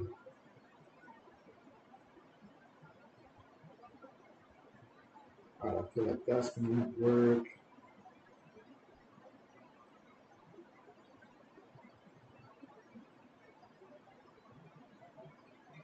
Absolutely. But here at halftime, score all tied up 10-10. And so if first it looked like it was going to be an offensive explosion out there, but then the defense is caught up in that second quarter.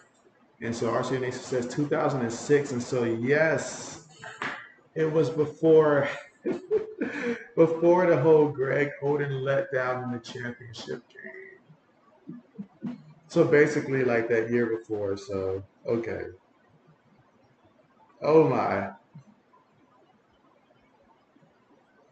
You say I ain't gonna lie, I Googled it, and so and here I am thinking that you just had it memorized like that, RC.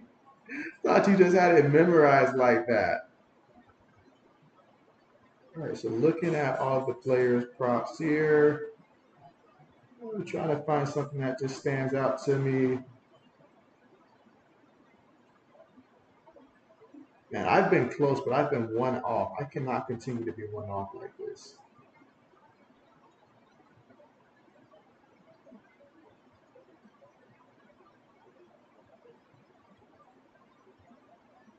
All right, but this is the best window here for me to actually get it right this time.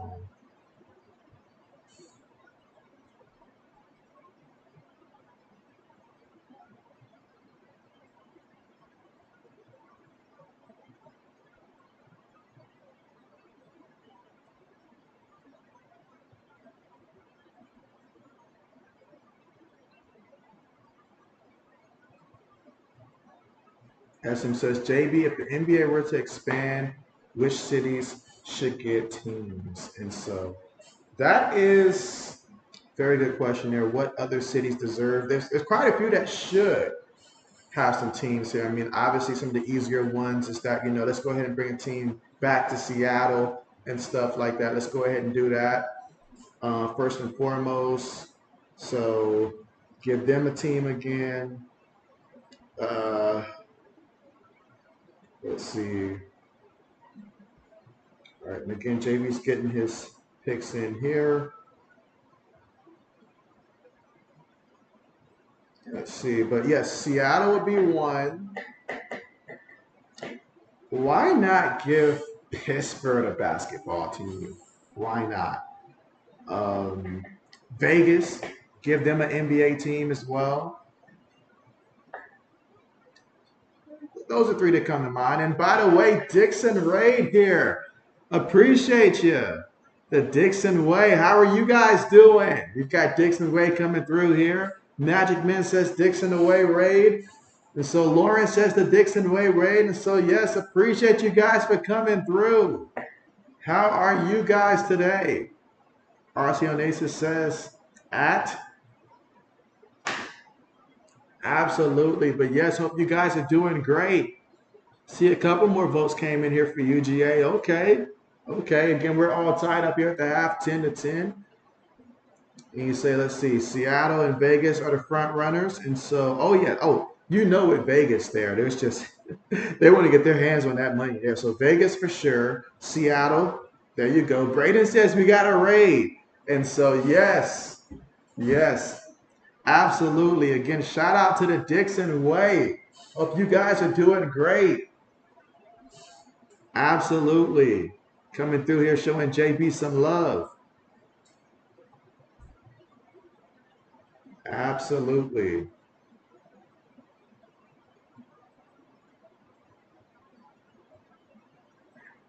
Lauren says go Dogs. Okay. So seems like, Lewis, you got some support here for the Bulldogs here. Again, all tied up 10-10. And we know how the Bulldogs do in the second half.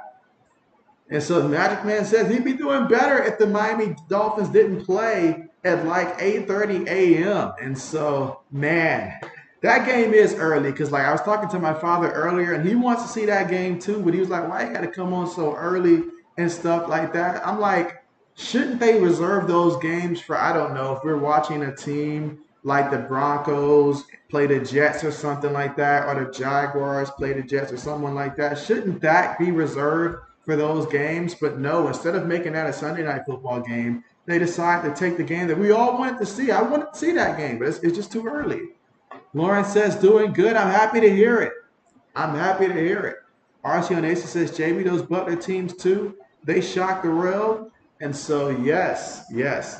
Plenty of teams. But that's what you love about college hoops, though. Anybody can get hot. That's what you love about it. Like, I remember a couple years ago, was it Florida Gulf Coast, that was out there just busting brackets left and right? I mean, had my brackets in shambles. Like, it was just, it's always fun to watch. You never know who it's going to be, but we see it quite often, so it's always fun to watch. And I remember that time that Kansas lost as a 1 seed to like a 16 seed, and that was a huge shocker. And so RC says Victor Wimby, okay, bet. SM says Chiefs and Dolphins at 6:30 a.m. for you. Oh my goodness. Oh no. What is, yeah, that's a negative. 6:30 a.m. That's a negative. I might wake up just in time to catch overtime if it went to overtime. Lauren says they're not going to send those teams to Germany. And so, yeah, they're not going to do that. As much as I want them to send the worst of the worst and stuff like that, they're not going to do it. So, unfortunately, Magic Man says there's no better time in sports like NCAA tournament. And so November is such a great month because if you think about it, in November, not only do we get Thanksgiving, but we also get to have NFL, college football, college hoops starting, NBA on the way. And so it's just so many of JB's favorite sports here on the way at once. So November is a tremendous month. December is coming up.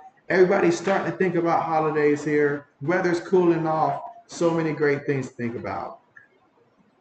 Absolutely. So many great things. Meanwhile, JB almost forgot to make his pick'ems here. Almost. Let's see. Yeah, I can see that being the case.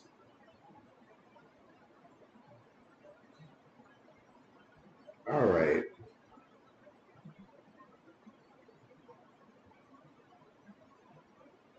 Buck says FSU field goal range before halftime.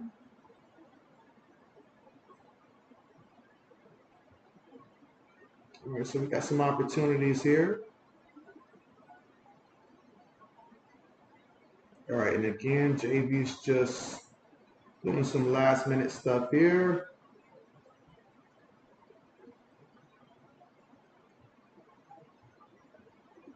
You see 39 seconds left before halftime. Black says JB's most favorite sport is the sweet potato pie eating contest. And so sign JB up for that. Sign JB up for that. Magic Man says, wait, what's Thanksgiving? I can't tell anymore considering every store has Christmas up with music. And so, oh man, yes. Yes, that's a fact. Like they just disrespect it and just skip it like it doesn't exist.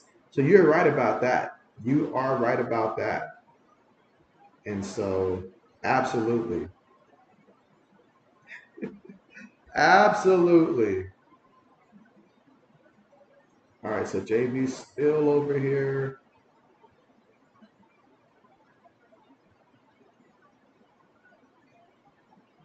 All right, nope, I can do that.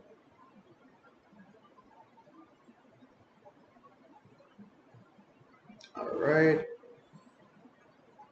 but yeah, that would be very entertaining to see.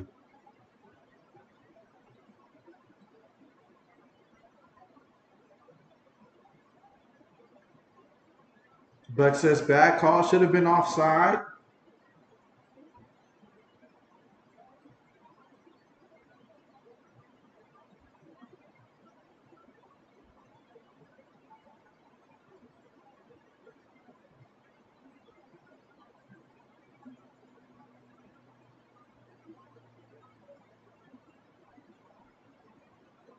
All right, so just in time, JB just gets this one confirmed here for the second half. So let's see how this goes.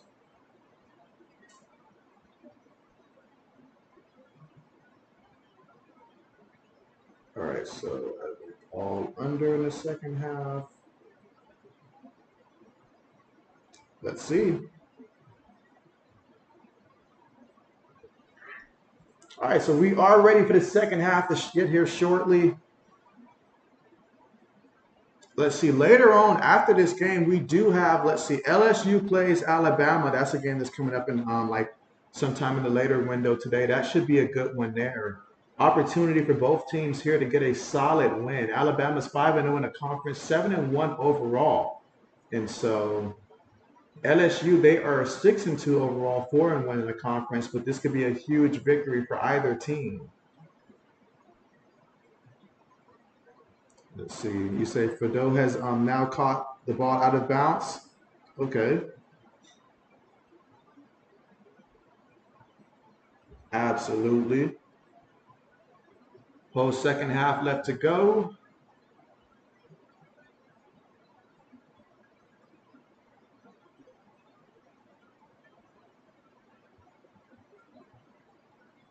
What is a team that's been the biggest surprise so far this college football season, in you guys' opinion? Let me know in the chat. A team that's been the biggest surprise, whether it's a good surprise or a bad surprise, you guys let us know in the chat. A team that has been a surprise this college football season. Booth review right now. Okay. You say boo. Okay, so under the booth review.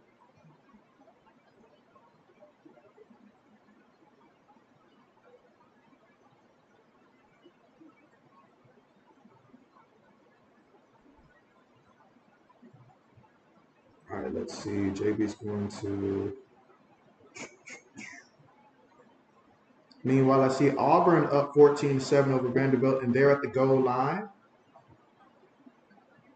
Meanwhile, Georgia Tech secured their victory today, 45-17.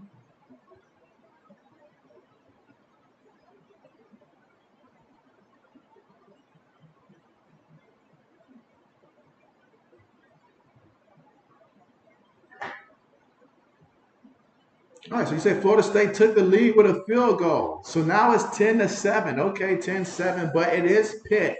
So I will continue to monitor that game as well because I know Pitt has been known to cause some real tears. I mean, ever since I can remember, Pitt has been just great at just spoiling team seasons.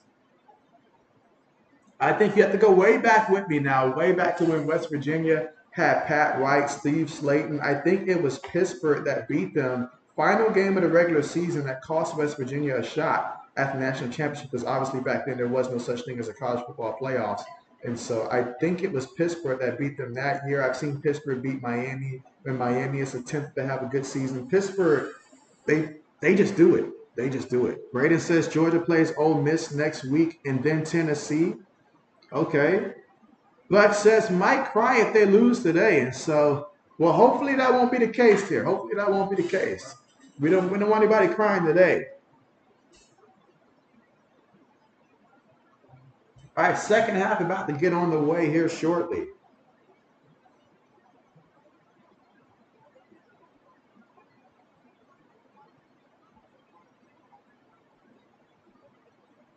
Lewis says, I'm back. Went to go get some limes. And so, okay, I thought you went to go bribe some people to let some people go in the end zone here and help you out here.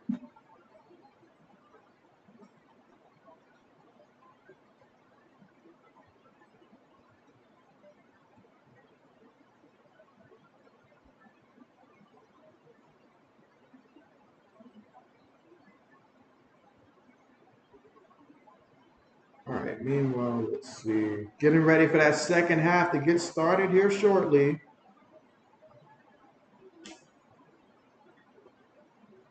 And Utah putting a number on Arizona State, 48-3.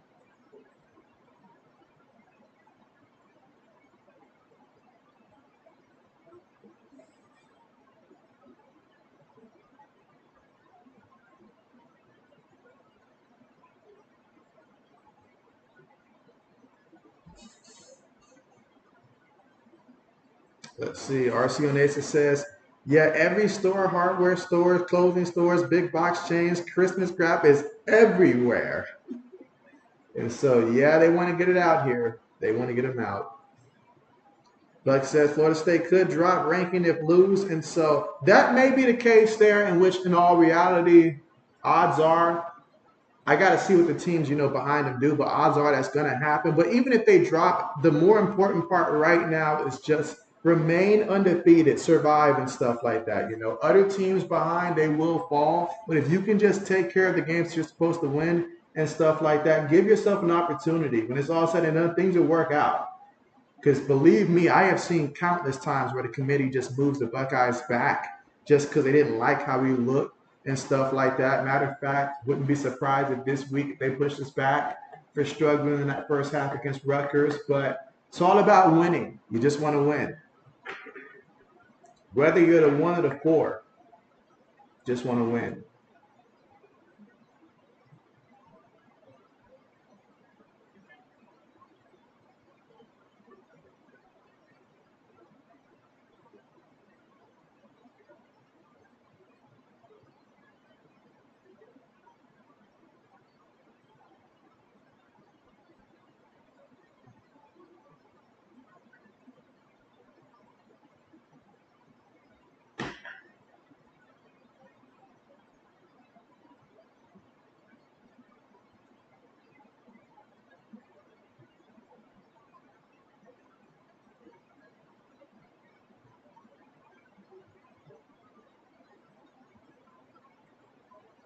All right, let's see. Buck says, let's go. So, yes, we are ready. We are ready.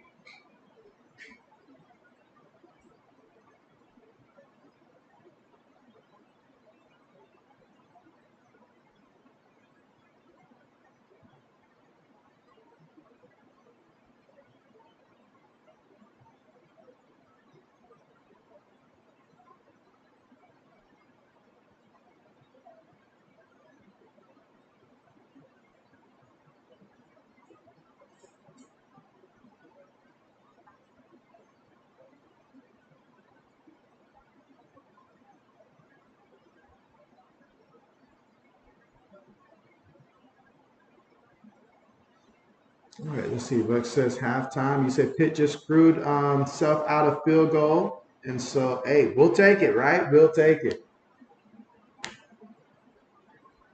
All right, so getting ready here for that third quarter to get ready to get on the way.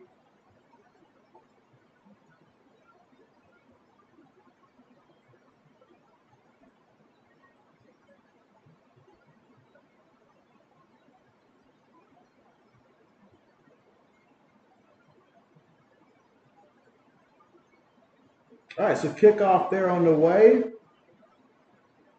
All right, we're going to get a return. And he's going to get brought down at about the, let's see what they mark him at. Oh, but it's an opportunity here for Mizzou. Let's see what they do. Yeah, Brady Cook, 6 of 11 for 90 yards and a touchdown. And he also has 52 yards on the ground as well. So doing it through the air and the ground.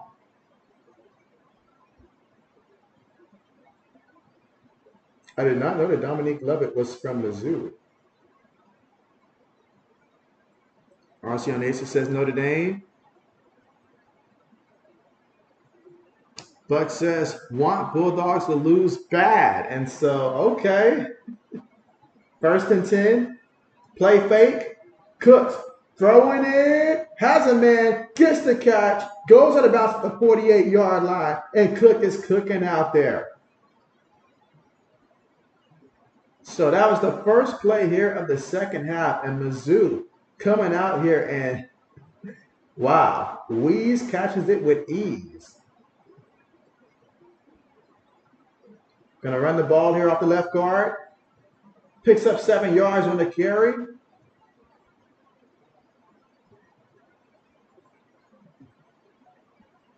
Well, Lewis says he wants points. Feeds it to the back again. Gets the first down and then some. Picked up about 6 yards on the carry.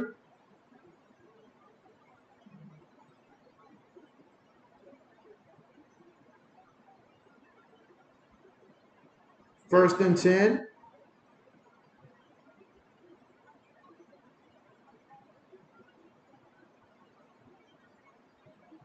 Making adjustments. Lined up in the shotgun. 3 receivers, 1 tight end, 1 back. All right, change the formation here. Looking, throws it, gets the completion. And he takes it to the 18-yard line. So another first down for Mizzou. I knew there was something wrong when the closest person to him to make that could have made the tackle was the referee. Nobody else was near him. Buck says Tigers move up rankings. Braden says Army about to beat Air Force. Buck says wow. And the referee saying that there's a penalty here. Well, let's see what the referees are going to call here. If this is another false start. Yep, another false start. And false starts have plagued this offense today. Now we've seen it multiple times here. And you guys know how JB feels about stupid penalties and stuff like that. It's just simple. Remain disciplined. I was about to say, if that is on Delgado again. Now we're looking at 1st and 15 on a drive that's starting off with so much promise here. Got to be able to pick up this first down here. 1st and 15. Again, here in the third quarter, 13 minutes and 8 seconds to go here in the third. Feeds it to the back, in the back, on the left side. Takes it all the way to about the 15-yard line. So nice pickup there on the ground. Picked up at least 5 yards there. Actually, 8 yards.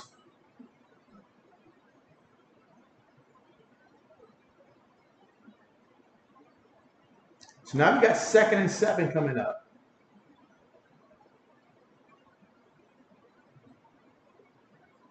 Gets the snap. Cook looking. Cook throws it short. Incomplete. Oh, he got hit there on the house there.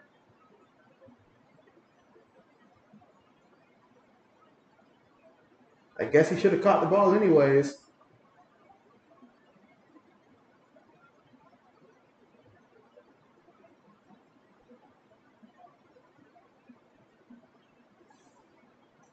Let's see. Buck says Air Force about to drop out of the rankings. Crazy. And so, oh, you already know. You already know. Black Medicine says Florida coach is done this season.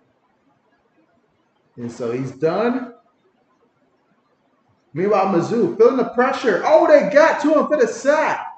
They got to him for the sack. Wow. And so Buck says why. He wants to know why.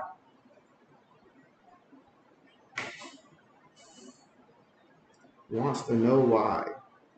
But wow, that was a huge sack there by UGA. And so now the Bulldogs, they're coming out and they're starting to hit. They are starting to hit. So now 4th down coming up. Field goal unit will be coming out here for Missouri. And let's see if they can tack on 3 points here to give themselves a lead.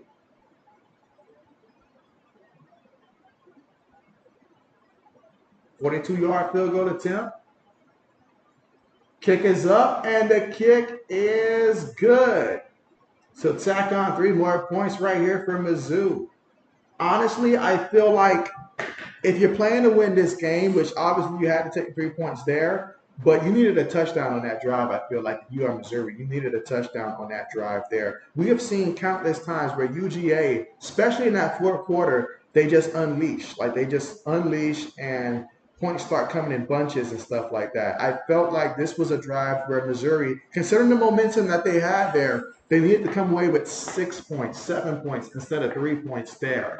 But we'll see how their defense looks coming out here. Again, we're here in the 3rd quarter with 11 minutes and 42 seconds to go, and UGA will get the football for the first time here in the 3rd quarter.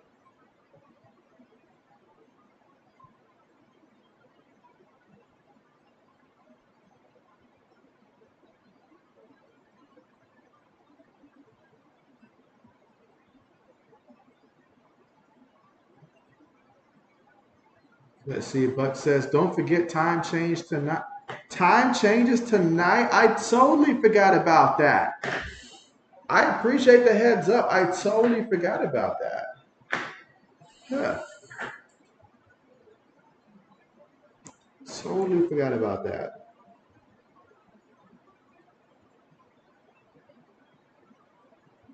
I appreciate that heads up there because I did forget about that.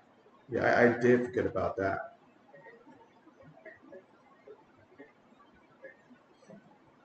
All right, but we are at the commercial here.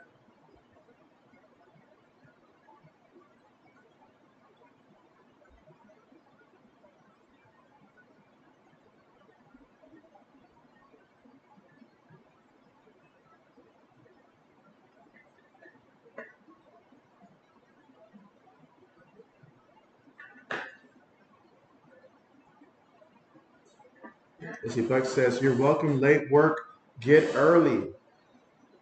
And so, yes. Yes, that does change things. That does change things tonight. Okay. Braden says still 0-0. Braden, someone has to score. Braden, you're going to have to suit up. I believe you should have 4 years of eligibility. You're going to have to go out there and play quarterback, running back, and receiver for the Iowa Hawkeyes. You're going to have to be their own Taysom Hill. We'll put you out there at tight end, everything.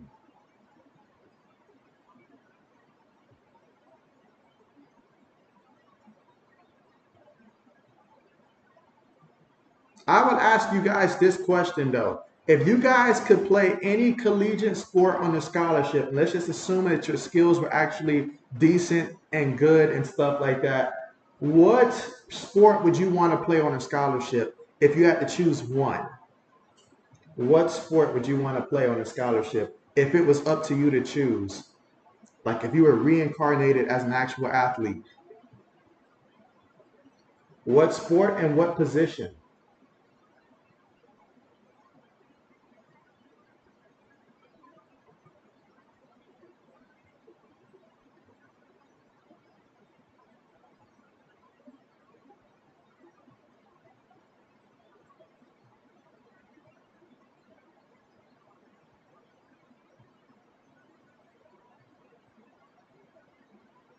All right, so we got 1st and 10 here for the UGA offense. And so Beck and company looking to come out here and see if they can make a drive here and try to come away with some points. Shotgun formation from their own 35-yard line.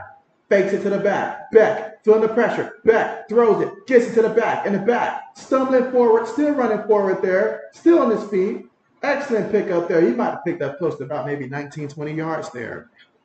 Brayden says, someone give me a ticket to Chicago. I can still make it in time. And let's see, Brayden says basketball. And so I feel like if we're talking scholarship here, I don't know, because if it's basketball, someone would have to improve JB's height. But if you're telling JB that I'm going to have a deadly crossover like an Allen Iverson or a Kyrie Irving, that's the only way I'm choosing college hoops there. I'm not trying to go out there and embarrass myself. I need handles like that and to be able to shoot like them as well. Give me offense. I'll deal with whatever defense I got, but give me offense. I need to look like I belong out there. Let's see, Buck says that's a good one. All right, here we go. 2nd and 6. What position would you want to play, Brayden?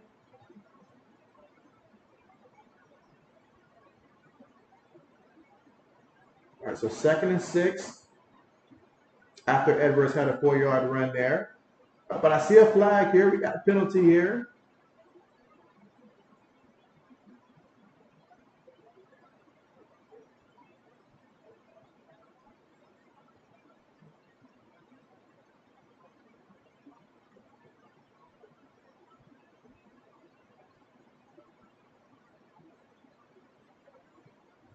Well, the fight in the line, I didn't take too long to mess up one of my picks there. So I'm down to one final last hope here. Let's see. Brayden says, didn't you tear your Achilles playing basketball? And so, yes, I actually had a full tear and a partial tear, different Achilles there. So, yes, both of them playing basketball. 2nd and 1. Oh, got him for the sack that time. Got him for the sack. Let's see. Brayden says, probably small forward. Okay. For me, probably the 2 guard. I prefer to play the 2 guard, preferably.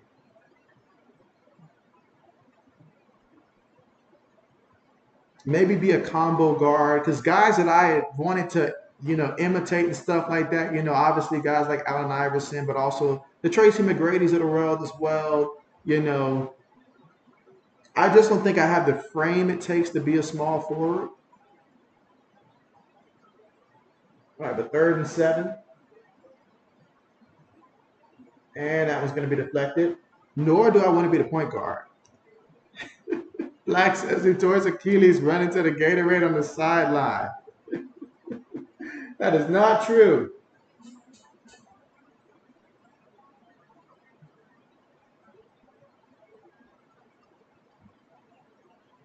All right, so pass interference there against Missouri, and Mizzou is just having a flurry of penalties.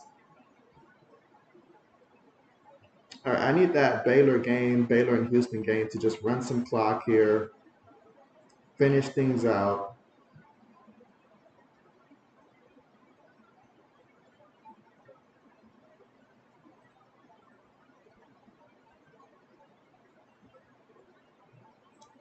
All right, so 9 minutes and 35 seconds left to go in the quarter. Quick pass, caught by the receiver there, and gets away from the first guy. Still running, brought down to about the 15-yard line there, and that's what happens when you miss tackles. When you miss tackles, things like that happen. Brayden says, oh my.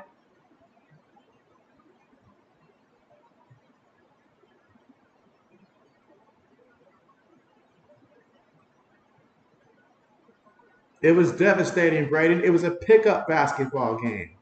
Brayden says, I know someone who tore his Achilles twice playing basketball. All right, 1st and 10. Tosses it to the back. And he runs into traffic there, picks up maybe a yard on the play. Hopefully he's recovered from that, but I do know that after I tore my Achilles, I lost my vertical. That was the thing I lost the most. Speed also, but vertical was like that was easy to tell that I would not be jumping like I used to at all.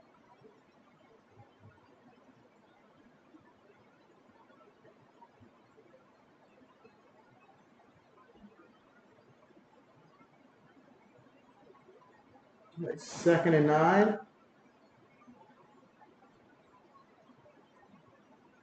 Hands it to the back. Will he get a touchdown? Yes, he will. Too easy. Too easy. And UGA says, yes, we will. Let's see, Black says he still secured the Gatorade, though.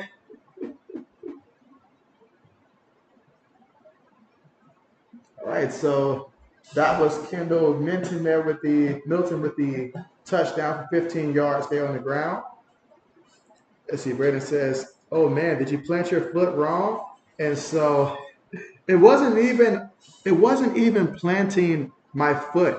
It was me just pushing off my foot to go up for a simple fast break layup. I had stole the ball, going for a fast break layup. Next thing I know, before I even take off in the air, like right in the middle of like just that last step, it just caved on me. Like it just snapped. Like it felt like it honestly feels like somebody just falls on the back of your heel and stuff like that. It felt like somebody took a bat and hit the back of my heel because it just like snapped at that moment and stuff like that. And then next thing I know, I went down and I was asking like, like who fouled me, who fell on my leg, and when everybody was like nobody touched you, that's when I knew like, oh snap, like this is a clean tear here.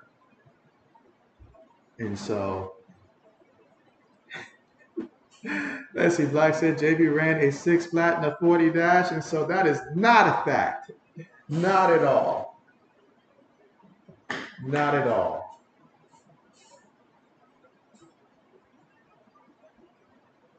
Speed used to be my greatest asset, that and my vertical, despite not being 6 feet.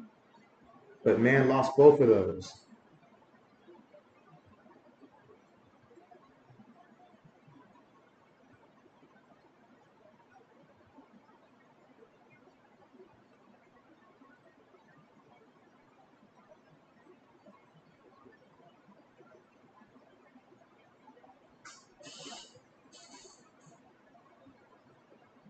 Let's see, it's actually been, yeah, over 11 years since that first torn Achilles.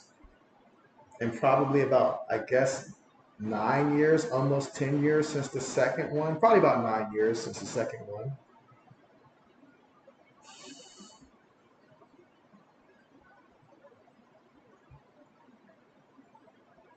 Brennan says, "Oh yes, always the plays that don't look serious when tears their Achilles." Black says, "Only thing JB tore was a bag of Lay's sour cream and cheddar." Oh man, if only it was that simple. Although Braden, if you want to blame somebody, I can't blame anybody for the first Achilles tear, but for the second one, the partial one, you can blame the guy in our league. That's Nash Way. I was playing basketball with him. We were playing 2-on-2 and stuff like that, and we decided to pick on the wrong guys. We were looking around at the gym and stuff like that, and we seen that we saw two guys, and we figured that they couldn't hoop. I'm not gonna lie, we figured they couldn't hoop. We were college students. One of them, he's kind of cross-eyed. The other one didn't look like a hooper. So we challenged them. Next thing I know, these guys started shooting like NBA range shots, and they were hitting it and like consistently hitting NBA range shots and stuff like that. Like they had deadly jumpers and stuff like that. And so, yeah, so I ended up tearing that one against them. SA Buck says, wow. Black says, Brock Flowers is out for the season. I knew he was injured. I did not realize it was for the season, though. Like, what type of injury does he have? Like, I just knew that he was hurt, but I didn't know how severe it was.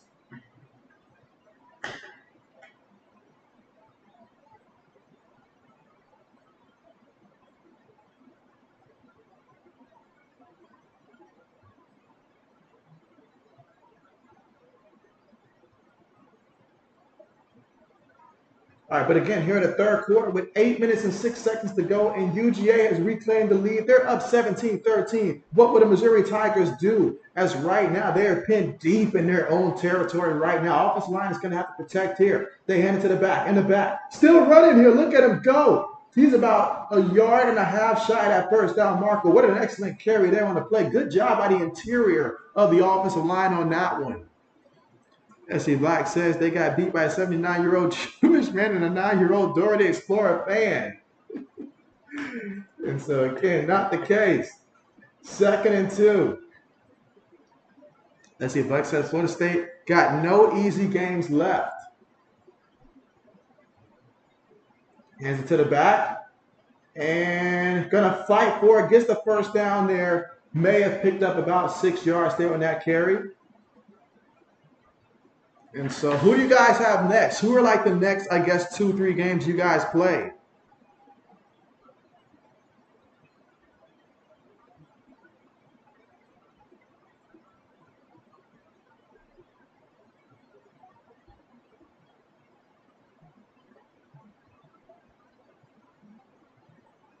Play fake, throws it. Incomplete.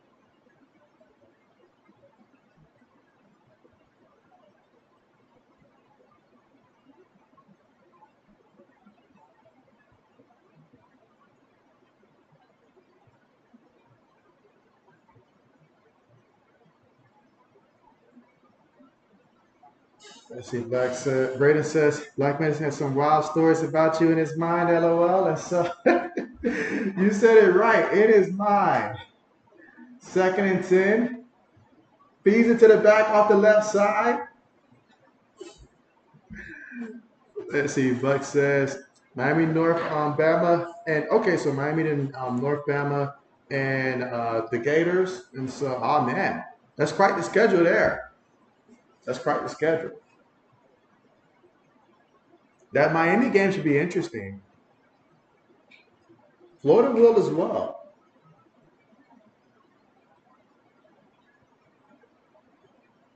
All right, with 3rd and 3.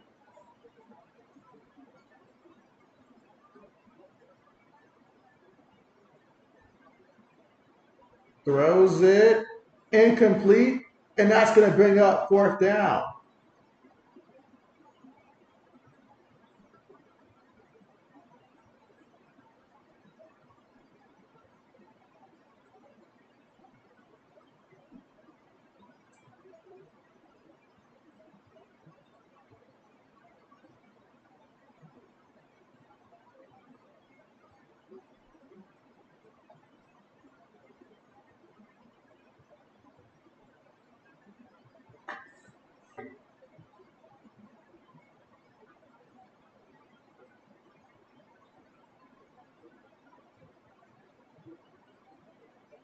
Punts on the way. Catches it from his own 26-yard line. All right, takes it to about 34-yard line. And just like that, both of my picks up in smoke. You say 3rd quarter just started for Florida State?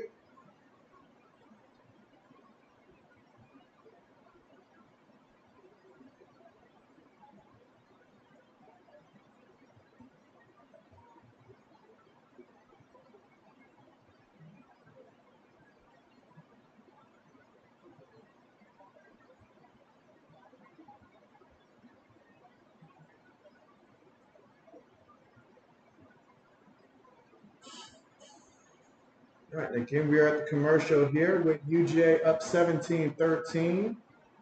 Here in the 3rd quarter, 6 minutes remaining.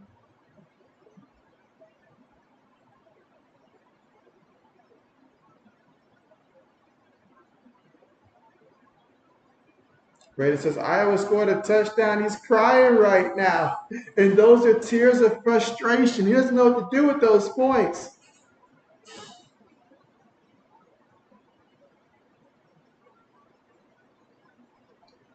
Let's see. And by the way, Lewis, if you're still there, how many more points do you need for the over? Let's see. Buck says, punt unit for Pitt and Florida State ball now. Okay. So Florida State trying to right the ship here.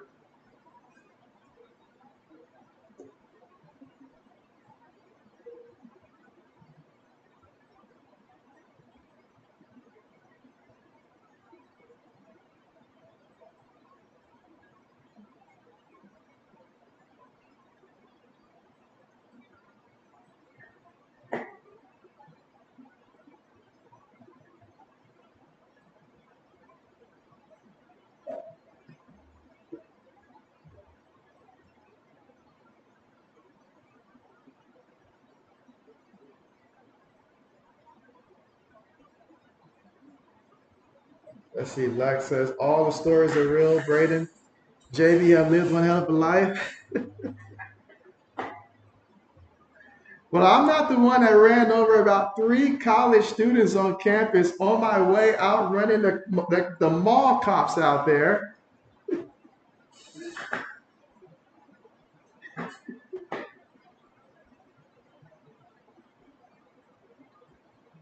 Everybody's got crazy stories, Braden.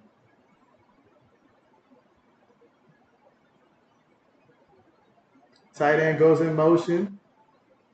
Shotgun here. Feeds it to the back, and he's going to take it to the 40-yard line. So they're about 3 yards shy of that first down marker with under 6 minutes to go here in the third quarter. Again, Bulldogs leading right now 17-13.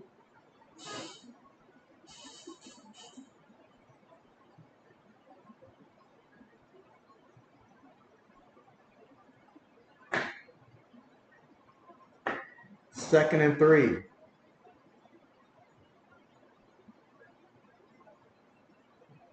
Feeds it to the back and gets back to the line of scrimmage. Here, third down coming up.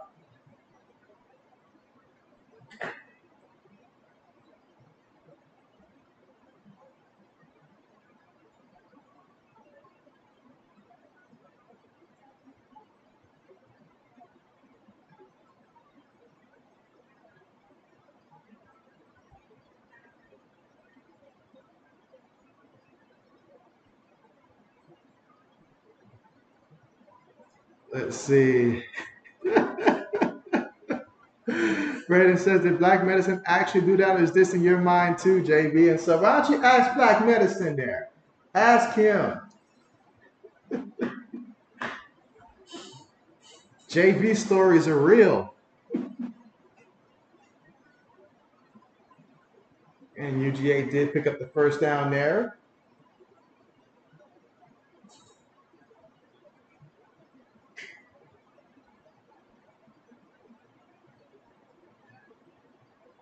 All right, so first and 10.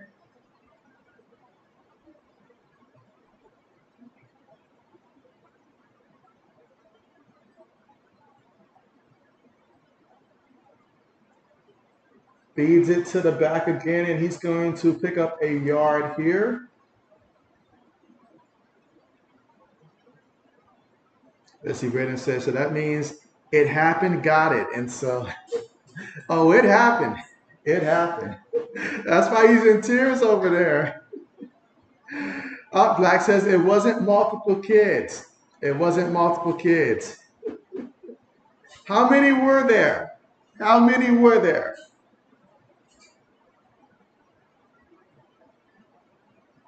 Second and 9. Beck throws it, completed. Breaks away from the first tackle. Brought down at the 42-yard line. Lewis says, lost internet there for a while. Let's see, Black says the guy in the wheelchair got out of the way. And so, good old Spence. Good old Spence. Many, many stories there. Many stories there. From the crazy roommate to just many stories. Many stories. Buck says, FAU did nothing. Lewis says, what did you miss? Well, they needed you, Lewis. They need more scoring. Right now, it's 17-13, UGA with the lead. Oh, what a hit. That ball came out. Oh, the officials blew it dead. Officials blew it dead. So there's a hater out there. But what a hit. What a hit. Braden says, I'm in tears. It's not because Iowa scored a touchdown. Oh, what a hit that was.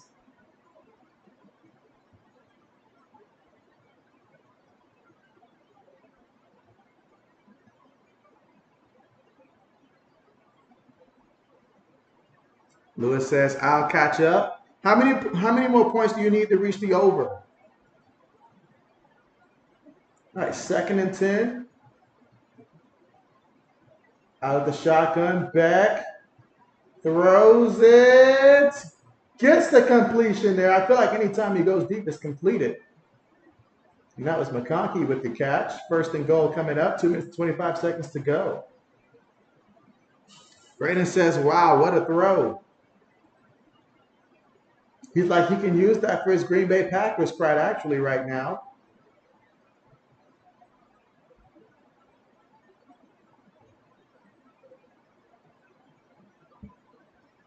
So we got first and goal. From the 9-yard line, quarterback up under center. Feeds it to the back, looking for a hole, picks up 2 yards on the carry. Second down coming up, under 2 minutes to go here in the third quarter with UGA up 17-13.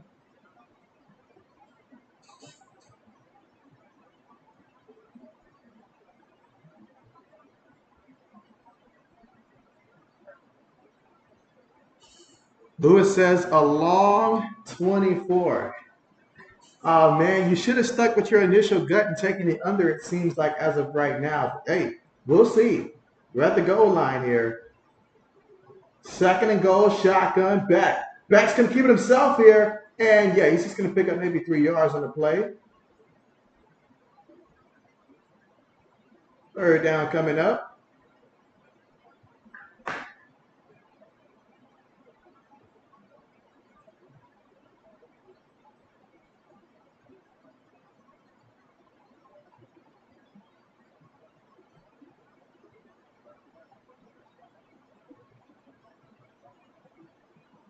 Yeah, JB picks her in shambles over here. All right, third and goal. Throws it. That's going to be caught, and that's going to be a touchdown. So UGA scores another touchdown here. Tack on 6 more points for them. And Beck is now 14 of 22 for 200 yards passing and a touchdown. And so Lewis says he should have. Well, that touchdown helps.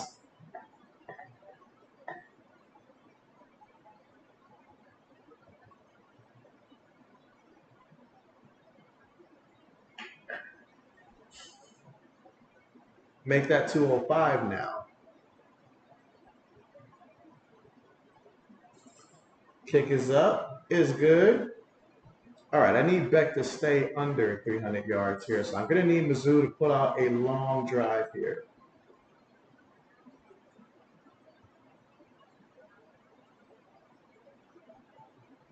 Let's see. Lewis says, let's go run up the score. All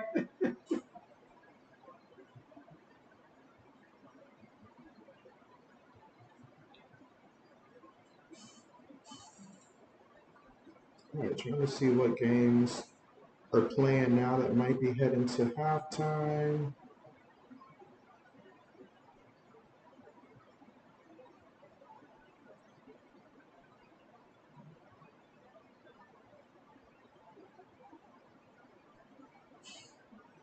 All right, let's see. Black says it. Did JB ever tell you the story? The story of the time he cost his team a game after the fumble walking into the end zone? And so that did not happen. Let's see. SM says Oregon tied with Cal 0-0. And so let's see. SM says never mind. LOL.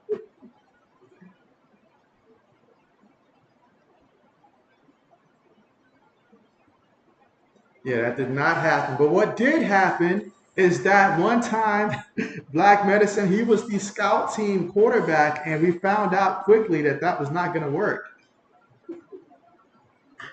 That was not going to work.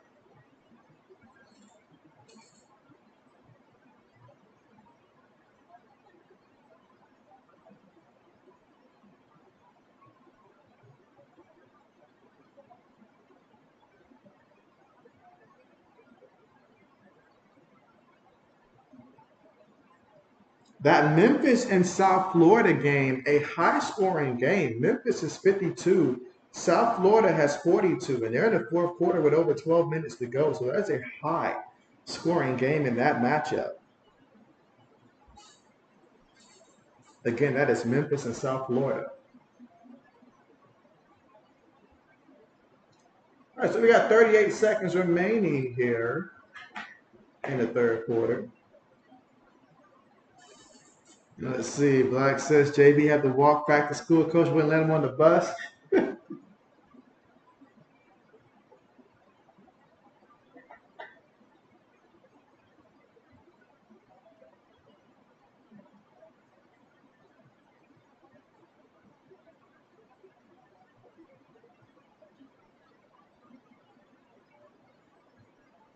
All right, so UGA is getting ready for the kickoff here.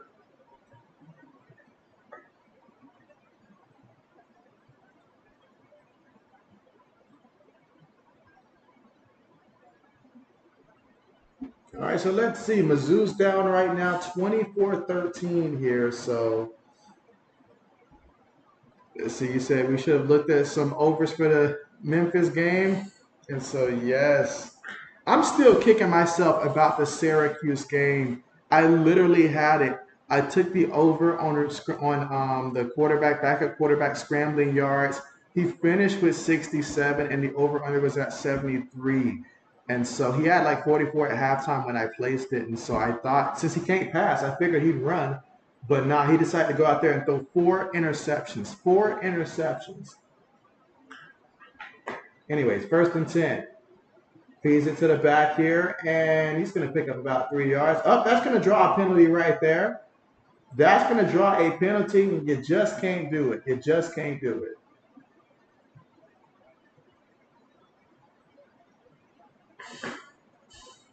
But says, damn injury. He says FSU just lost their best defensive player versus the DM. So, oh man, hate to hear that.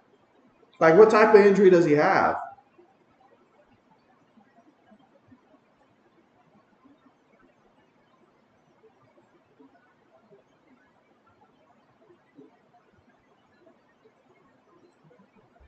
Definitely hope that he'll be able to return soon.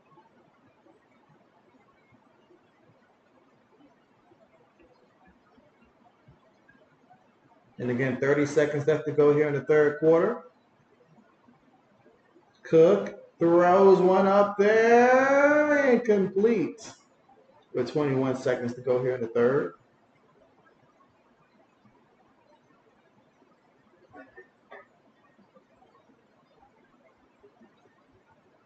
You said on the sideline just happened, don't know. And so, well, keep me posted there. Keep me posted.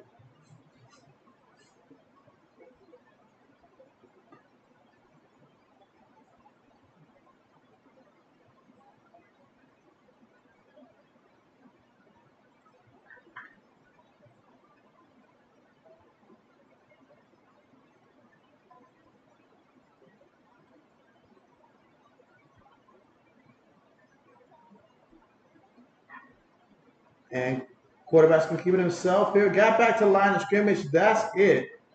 And so that should take us to the end of the third quarter.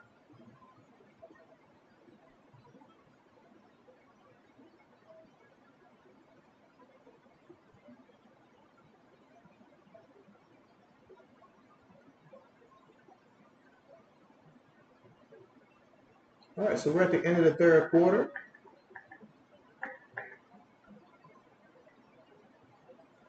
Let's see, SM says, JB, do you prefer college football or NFL? And so, great question, great question. I feel like I love both. I do love both, but maybe the slight edge has shifted towards college football slightly for me as of late, as opposed to in the past it was NFL, but now I feel like it is college football. So I would lean towards college football right now, but they're both extremely close for me. Let's see. Buck says, at least kick a field goal for Pitt.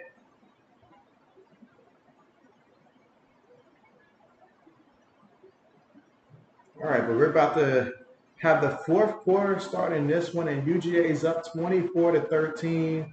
Mizzou with the ball facing 3rd and 10. Can Cook get a first down? He said BSBS. He said penalty for injury create.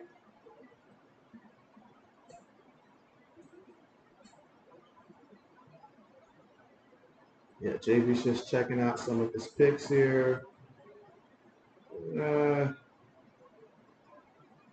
yeah, the ones I did today, it's a wrap. It's not happening. It is not happening.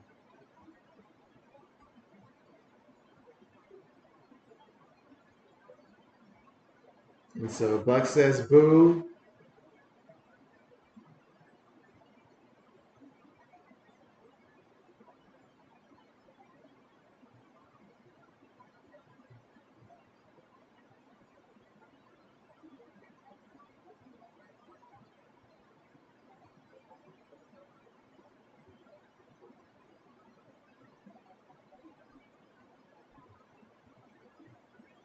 SM says, ahead of Tuesday's NFL trade deadline, the Jets tried to trade for the Raiders Pro Bowl receiver Devontae Adams. I did see that. Las Vegas turned him away and then proceeded to make mass changes to the organization. And so, yeah, changes were needed. They were needed. SM says, per Adam Schefter. Buck says, dirty hit should eject.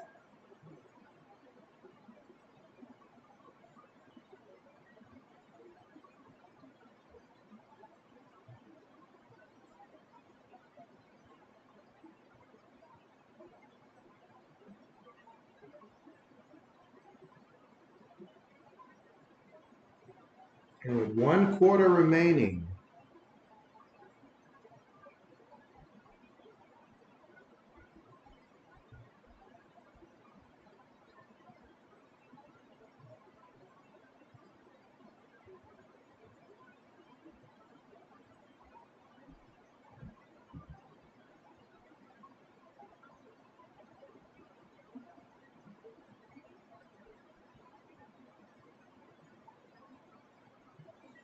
SC Buck says, Least got penalty for not kicking a field goal made punt.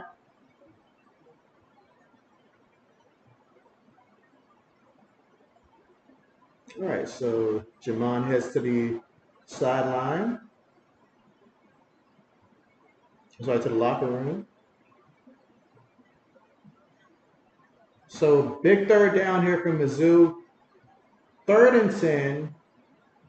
Can they convert? Cook on the move, looking, throws it, gets the completion, and a first down. Okay.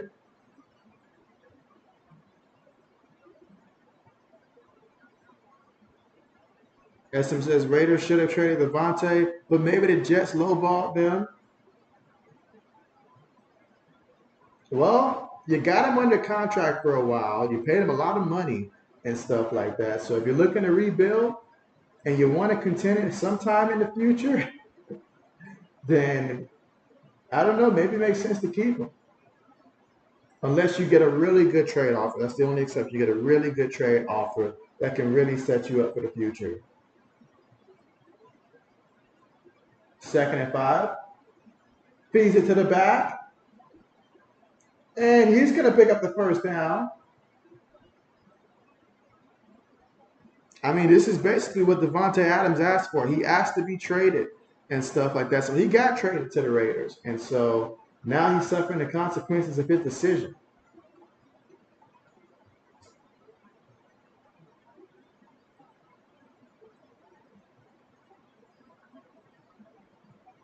At 1st and 10. Cook throws it, has a man, gets the completion there, knocked out of bounds at about the 11-yard line there, but excellent job making the catch.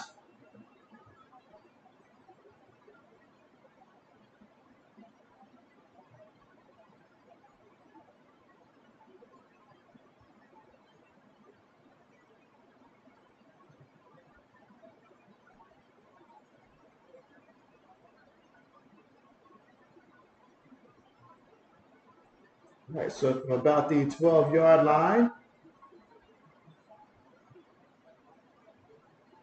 feeds it to the back.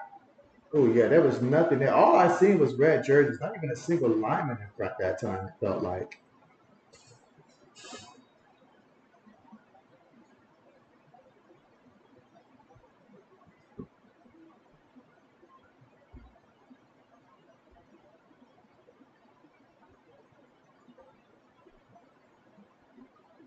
All right, so 2nd and 10.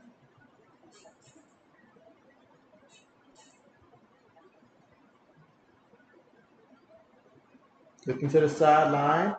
13 minutes left to go here in the 4th. Going to feed it to the back again. And look at him rumble into the end zone there. That's going to be a touchdown.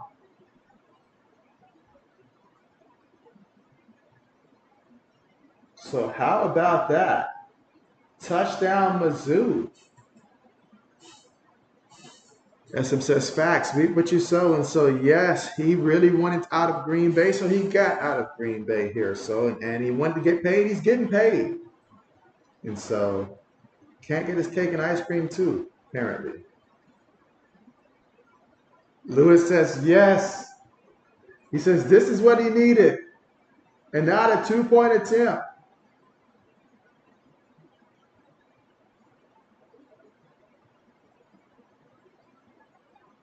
And he throws that one. Is it good? It is good. Now there is a penalty. Braden says, great 2-point call.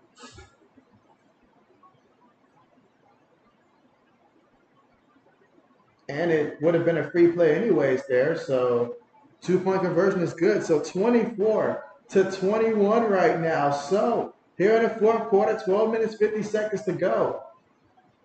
Will we see an upset today?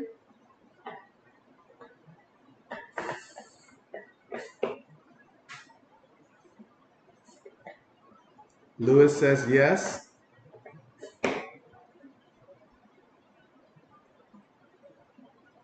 Now Lewis is like, all right, UGA, your turn to respond.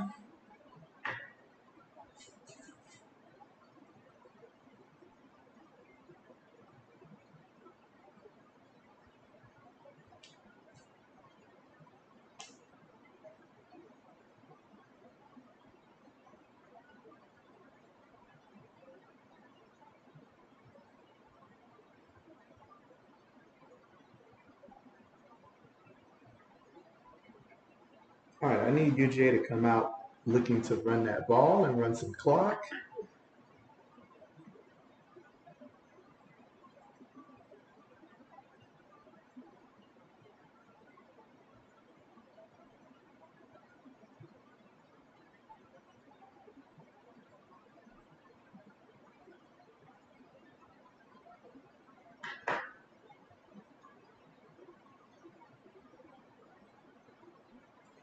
Let's see. RC Onesa says, JB, I'm back in here a bit. Glad to have you back. And so now that Missouri scored their touchdown there, 24-21 right now, fourth quarter, 12 minutes, 50 seconds to go. Let's see how UGA responds coming up.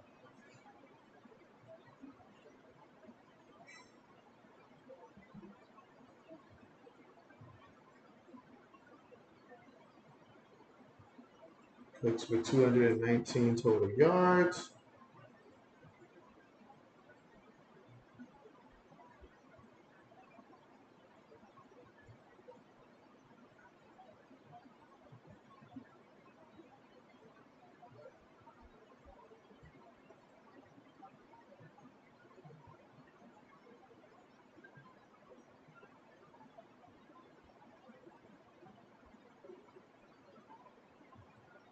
Let's see, RC Onesa says, who you got in this tight game? And so JB is more concerned about his player props than anything else. All I want is this clock to run out. That is what JB's rooting for here. So JB's being selfish in this one here. I just want my player props to hit. Doesn't matter who wins the meet. Meanwhile, oh man, look at that return here. Takes it to about the 35-yard line.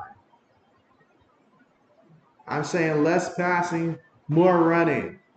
RC says, I don't bet at the moment. Hopefully the JV stir took me over, LOL. And so, well, I'm not doing like Lewis is doing for the game props and stuff like that. I chose other games for the actual like over under for the game props.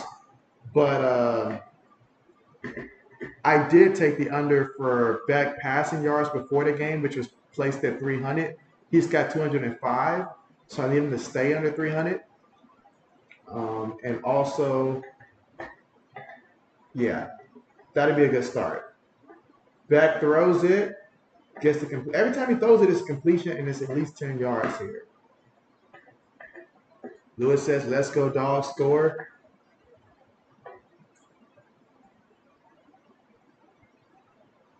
Lewis says, "Go deep first play, catch him off guard." I say, why throw when you can run? Run the ball. It's just as effective. It takes time off the clock too. Run the ball. 2nd and 1.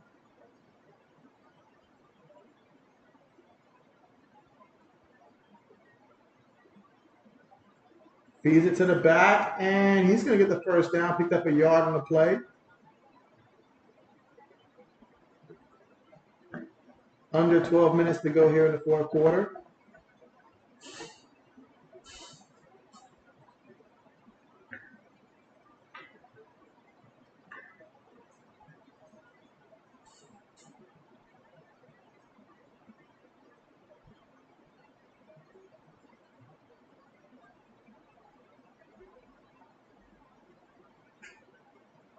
All right, so we've got 2 receivers, 2 tight ends, 1 back.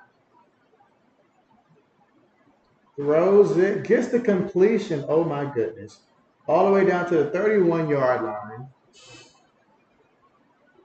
And Mizzou is just like so many gaps in this coverage. And Beck is just picking them apart here.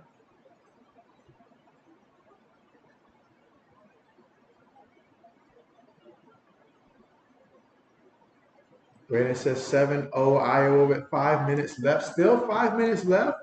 I would have thought that you guys would have ran out some more clock by now.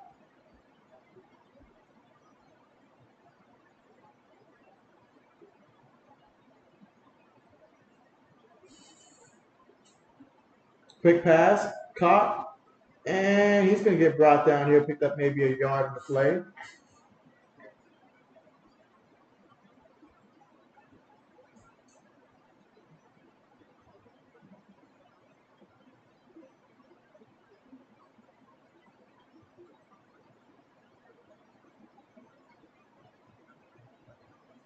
Let's see. Buck says FSU just scored. What's the score right now?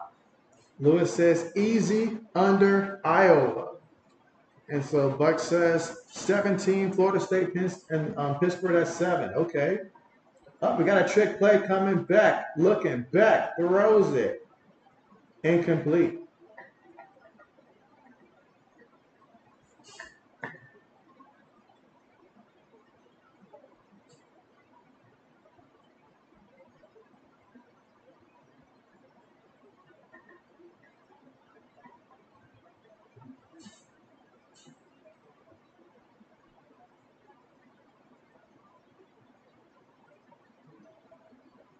All right, so we got 3rd and 10. Again, 24-21 is our score here in the 4th quarter. 9 minutes, 52 seconds remaining here. And with 14 votes right now on our poll question, 64% are leaning towards UGA to win this game. So let's see what Mizzou has to say about that.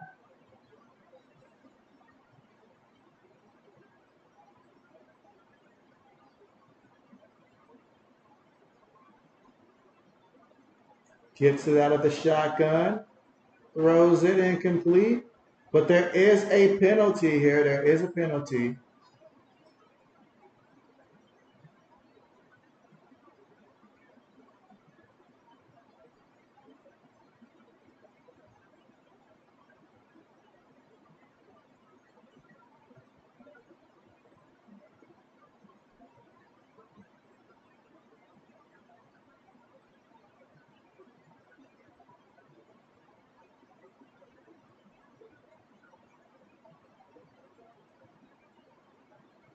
Ooh, pass interference against UGA. Interesting. Okay. Braden says that's a terrible call. He says that's a terrible call.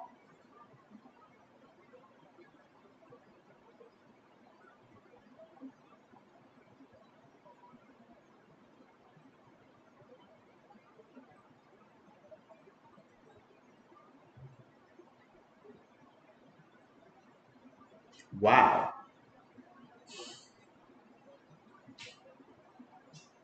That's an interesting call there. Yeah, show me a replay here. Let me see.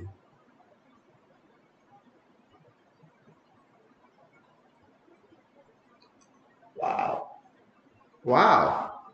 Lewis says terrible. Black says it's a good call. He likes it. He likes it. He likes it. Someone supports the referee here. He likes it. Now he's going to finish that probably with a roll tide after that.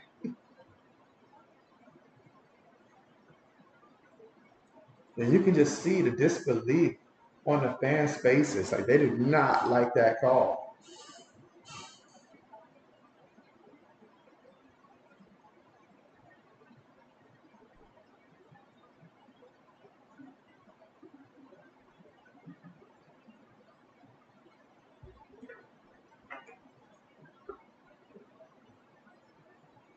All right, so under review.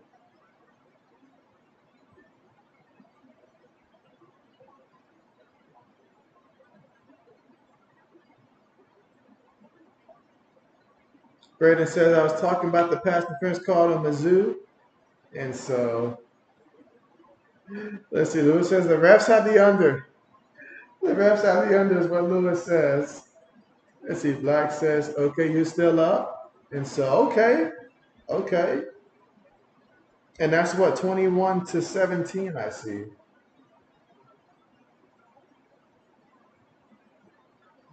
I see Oregon and California still close, 14-9.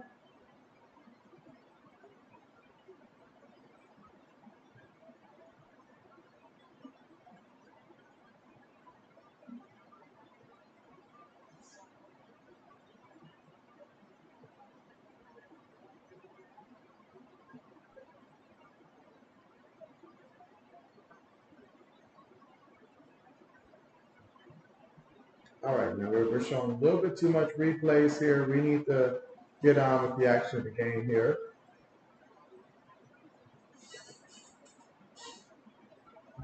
But again, under review.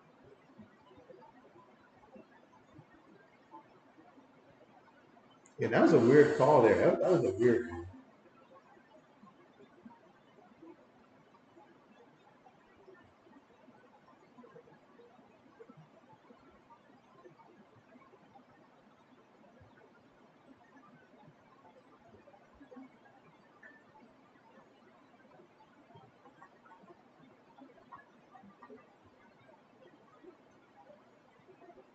Oh man, Florida Atlantic and UAB are all tied up 42-42. And they're in the fourth quarter with 1 minute 41 seconds left to go. Again, that's Florida Atlantic and UAB tied up 42-42 in that one. Lots of scoring today by some teams.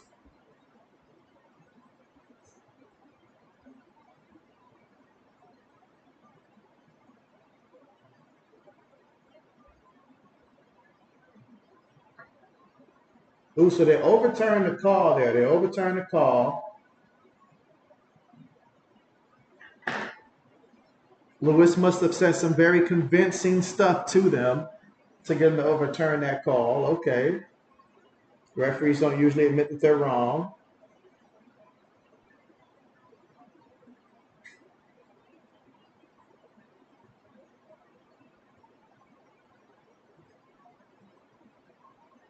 All right, so we got 2nd and 10 now coming up.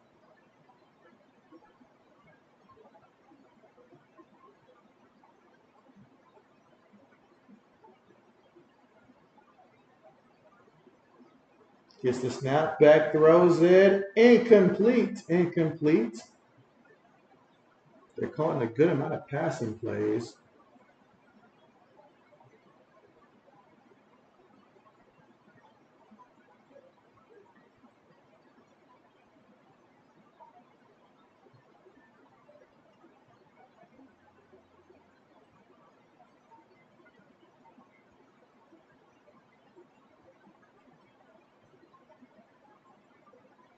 Is it possible, Braden, that the Hawkeyes could maybe be heading towards OT? Meanwhile, 3rd and 10. Beck throws it, gets the completion, tackled immediately after that. May have picked up about 4 yards, but 4th down coming up.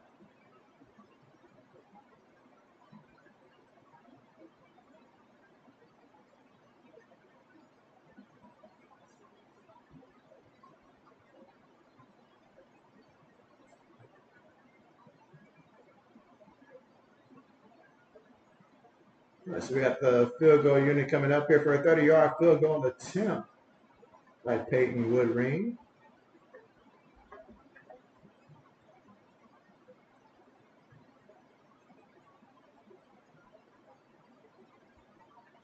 Kick is up. All right, got that one to connect. 27-21. Buck says, touchdown FSU again. You say Florida State came to play now. You must have gave them one heck of a speech to fire him up there, especially in that second half. Lewis wanted them to go for 7. Braden says yes. Braden says, I'm sorry, Buck says Florida State put the game away. Lewis is just confused right now. He doesn't know why he didn't just play the under. Let's see, that's at 48 right now. And what was the line for the over-under, Lewis?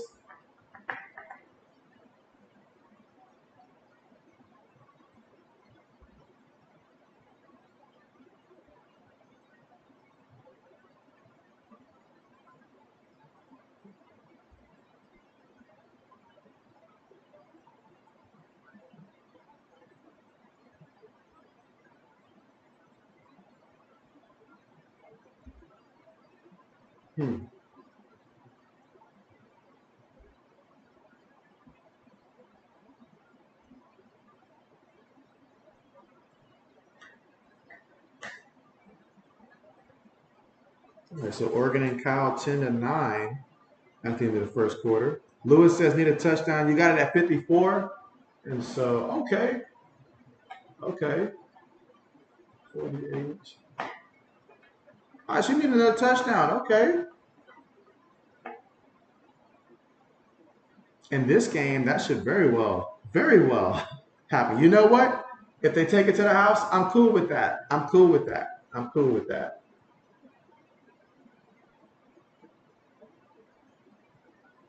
But at some point, we'd have to run the clock. So,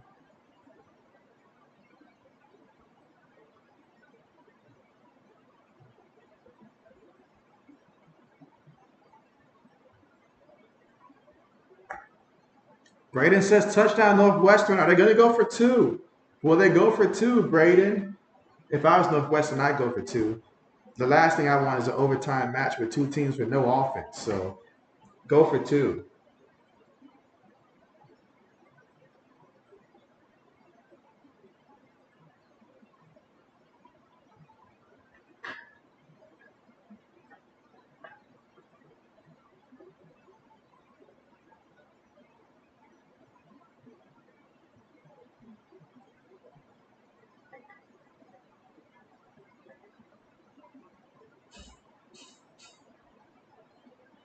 And kickoff on the way.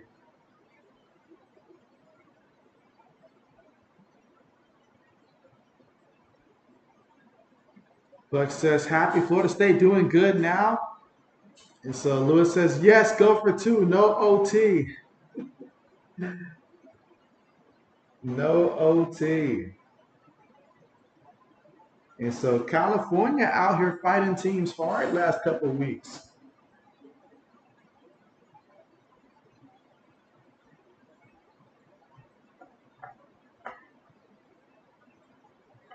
All right, Mizzou, I need you to take off at least a good 4 minutes off the clock at least. Preferably 5 or 6. All right, but here we go. 1st and 10. It is okay to still run the ball. Quarterback looking, throws it, gets a completion. He's going to be about 2 yards shy of that first down marker. Takes it to about the 38-yard line. 27-21 is the score right now. Braden said that they didn't. Okay.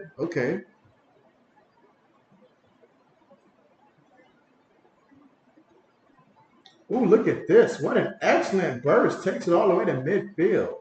And when you run like that, do you really need to throw the ball? Correct answer is no. Keep running it.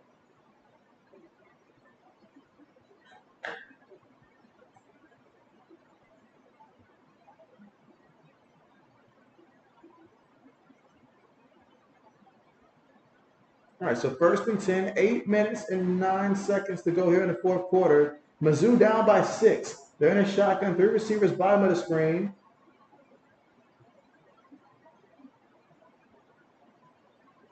Quarterback looking. Throws it. Oh, he threw an interception. He threw an interception. And big boy, he's rumbling. He's tumbling. He's doing everything he can. Gets it all the way to the 4-yard line. Oh, my goodness. Oh, my goodness. Oh, my goodness. Lewis says, let's go, Missouri. Braden says, big man pick.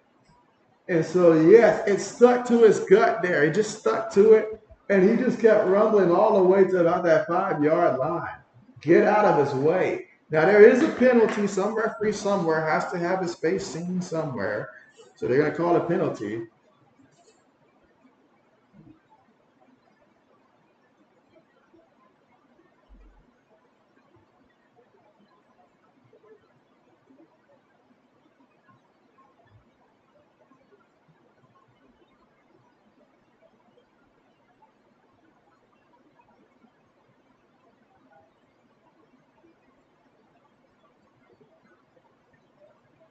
And so Lewis is like, what?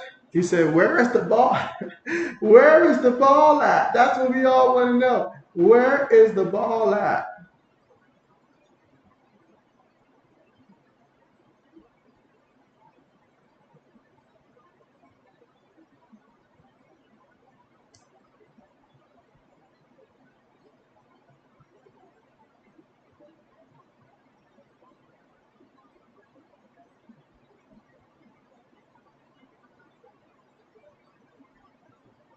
Wow. Wow. That was just shocking. And as Lewis says, where is the ball at? So they did call a little penalty right there for a little chop block. That's okay. That's cool. That's cool. Now UGA's been passing it a lot lately. Let's see if they get back to the ground game.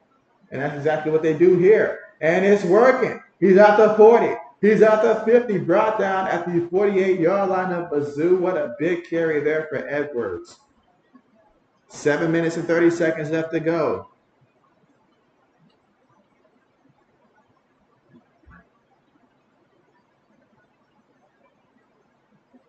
Again, that was a run of 22 yards there for the Bulldogs. So the Bulldogs are up right now, 27-21 here.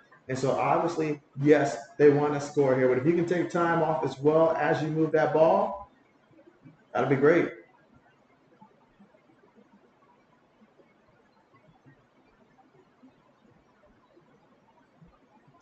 Quick pass, caught by the receiver, and he's going to pick up about 5-6 yards there.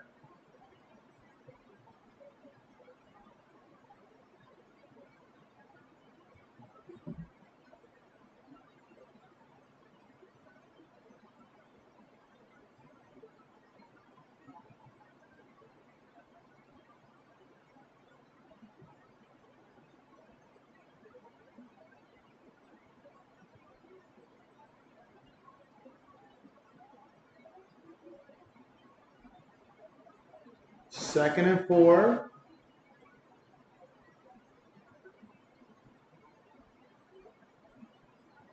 Feeds it to the back. Gets the first down here before he's brought down.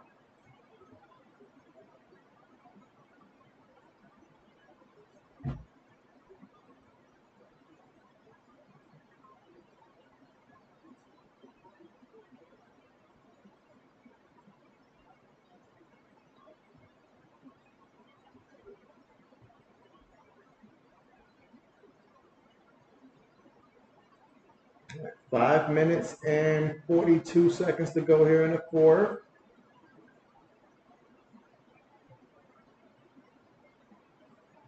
First and 10. Receiver goes in motion. Hands it to the back, looking for a hole here. Not going to find it. Second and 10 coming up. 5 minutes and 20 seconds to go here in the fourth. Lewis says he needs a touchdown. He said, what's going on? He says, what is going on right now? He needs a touchdown. All right, there's 5 minutes left.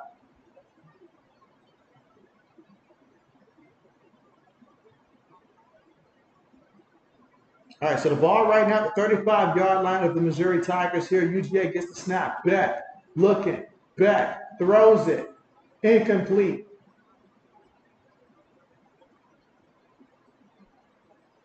So incomplete. 3rd and 10 coming up.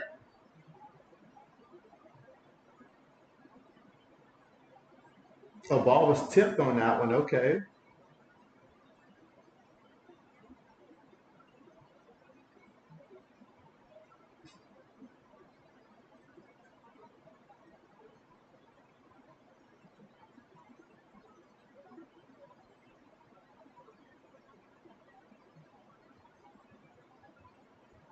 Throws it and gets the completion here till about the 30-yard line.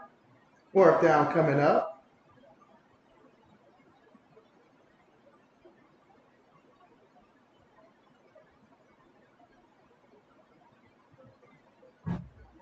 Lewis says, quit wasting time, dogs. He said, I want to win too. Oh, man, Lewis, your own team. 48-yard field goal attempt.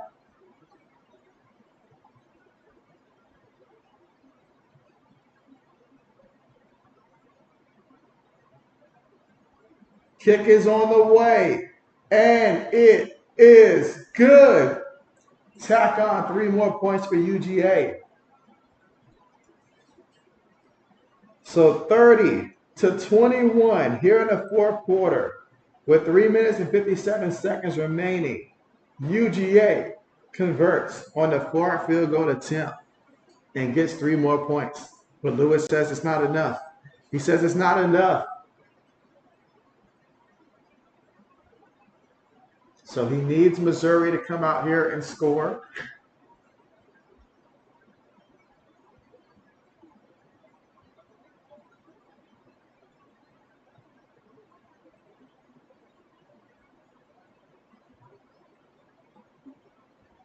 Again, just 3 minutes and 57 seconds left to go. Lewis said, quit wasting his time. You want to win as well.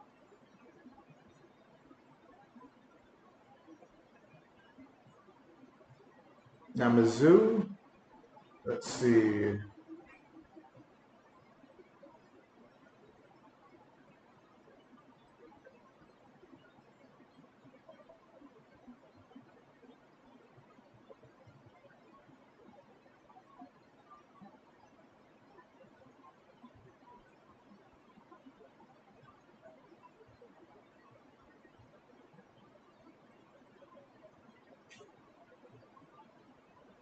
All right, so Braden says 10-7 Iowa. Is the game about over, or are you guys in overtime now?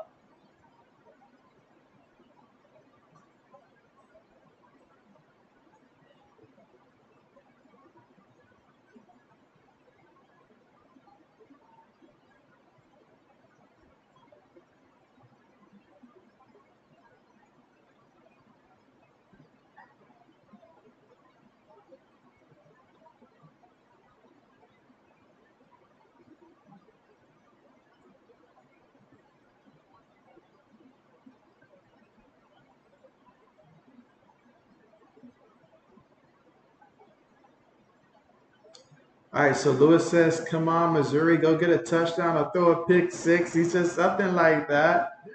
Braden says it's about over. Or is it? Maybe this is where Northwestern comes out there and just throws a crazy play. Buck says FSU pick, so FSU certainly alive and well.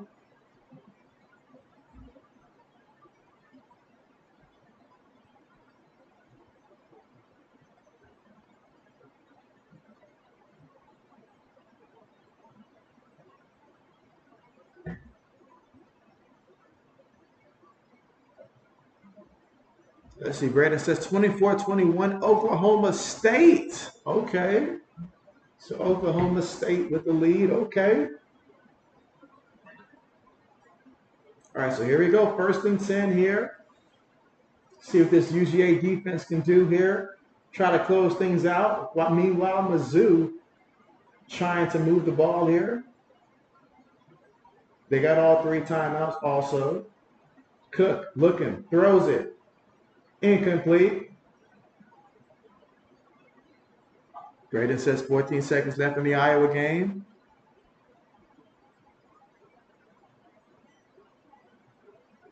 We've got a UGA player that's down right now.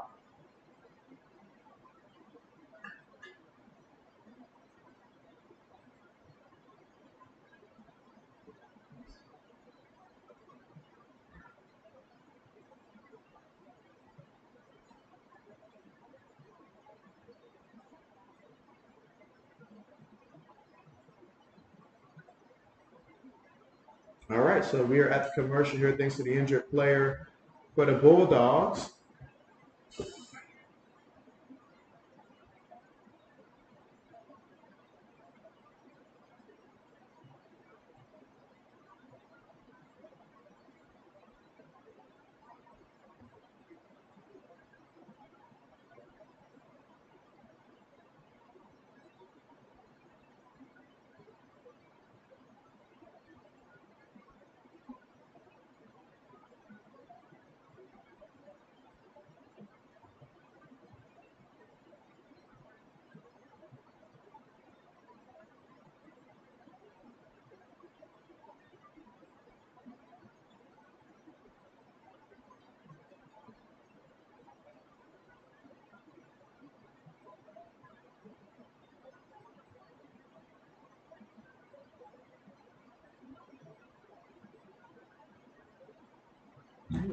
Again, still here at the commercial here.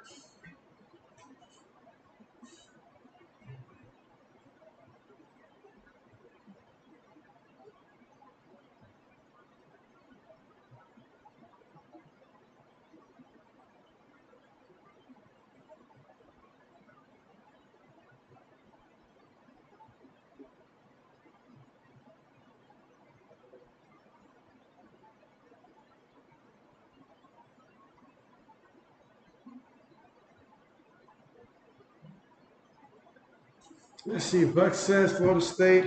Let's see, already in the red zone. Braden says Iowa wins. Congratulations, another Iowa type victory for you.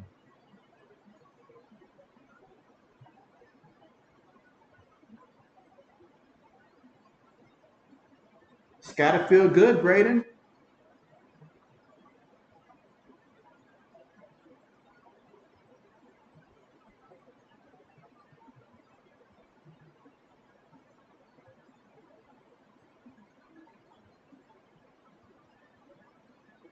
All right, 2nd and 10. Throws it, gets the completion here to his back, picks up 2 yards there. Okay, 3rd down coming up.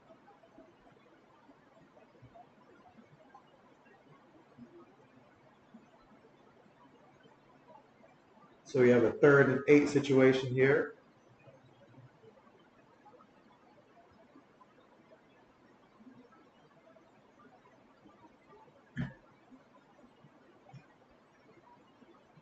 All right, Lewis wants them to take a deep shot.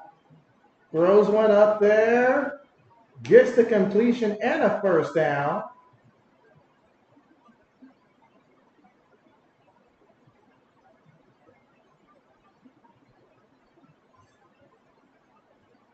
He wasn't even ready for the snap that time, but he just made it do what it do.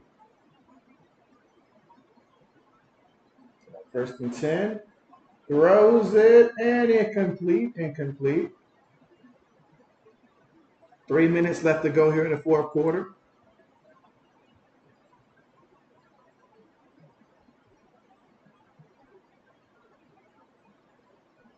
Braden says 27-21.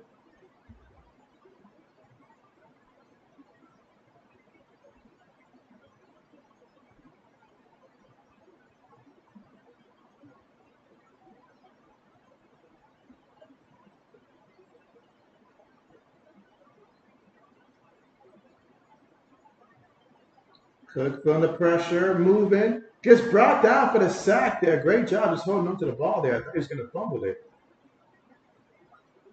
3rd down coming up. And so here we go, Lewis. You're going to have to, they need you out there. All right, 3rd and 14.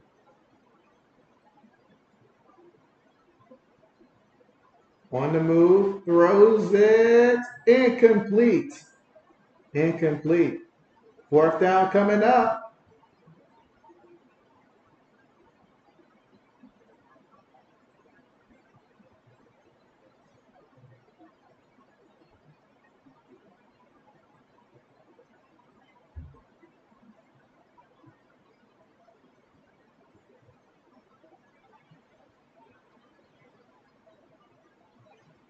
So we got 14.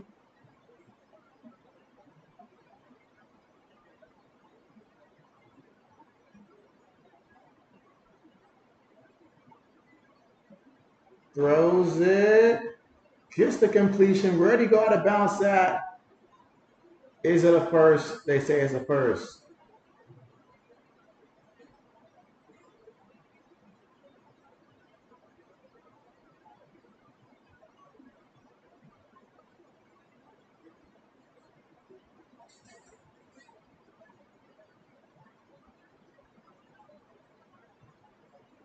All right, if you guys are going to give up points, then give up points, but don't let them keep getting completions here. Some of us took the under on that. Oh, there's going to be a stoppage here. UGA called a timeout.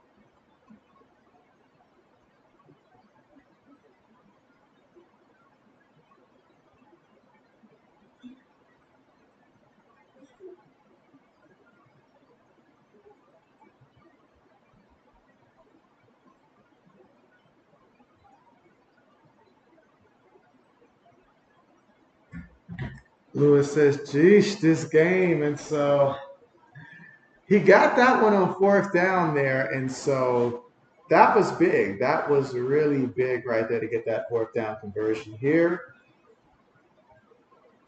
But yeah, Missouri still has all three timeouts. I wonder if when they get in field goal range, they'll just go ahead and, assuming they get in field goal range, and try to kick it and save time for an onside kick, perhaps, maybe.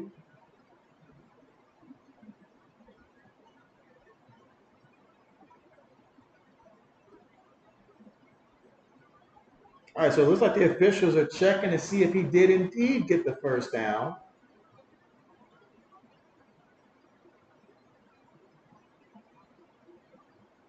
All right, let's see where that ball is where he goes out of bounds at. He needs to get to the 50, it looks like exactly. In all honesty, I think he might be short. Again, it's a terrible angle that I got to look at it from, but let's see. Lewis says pick six coming.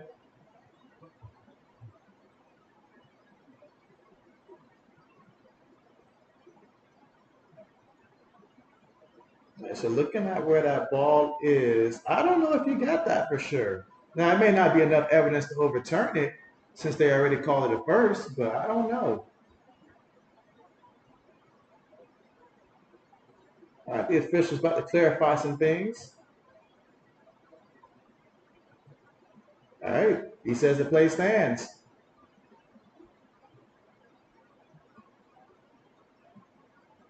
With a minute 53 seconds left to go.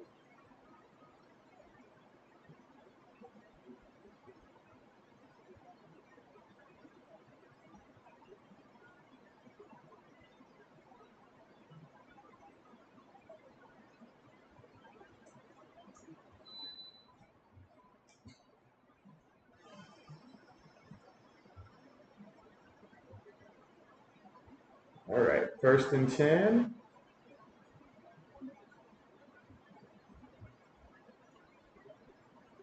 Gets the snap. Pressure coming, throws this one, incomplete. Incomplete. Second down coming up.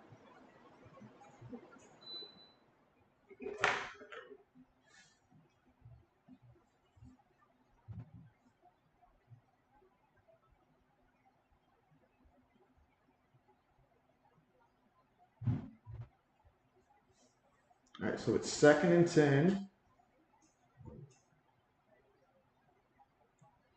Oh man, Lewis, I'm nervous for you.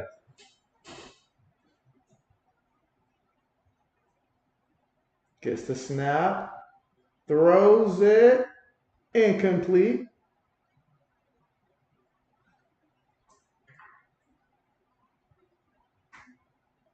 So we've got another 3rd down situation. They sure are making us work here.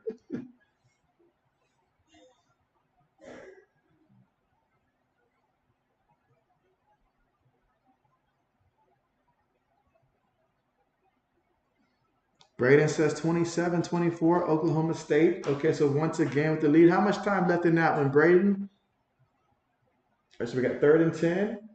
Cook moving around, looking, still directing, throws this one deep, and he threw a pick. He threw a pick. Lewis, that's the interception you were referring to. He threw it. He threw the pick. Braden says no pick six, but it's pick. Lewis says hate overs. He hates the overs.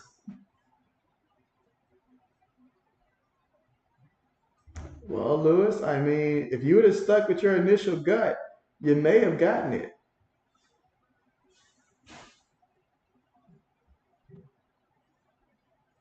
Oh yeah, he overthrew that one, definitely.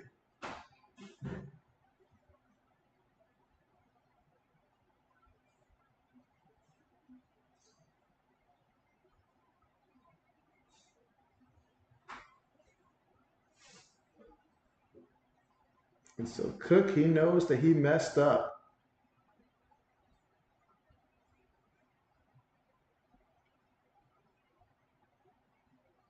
All right, 1st and 10. Tosses it to the back here. And the back stumbling and rumbling before he gets knocked down after picking up that 1st down.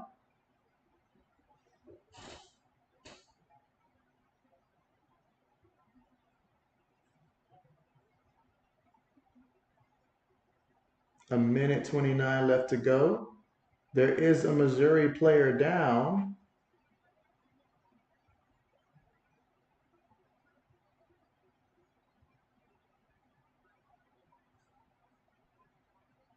All right, so we're going to hit the commercial.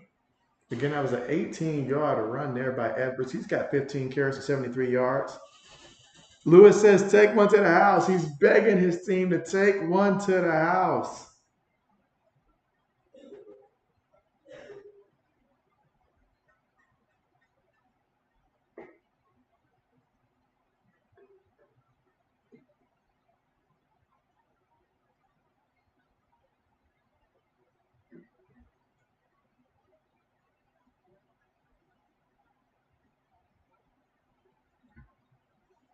So Lewis is begging for one to be taken to the house here.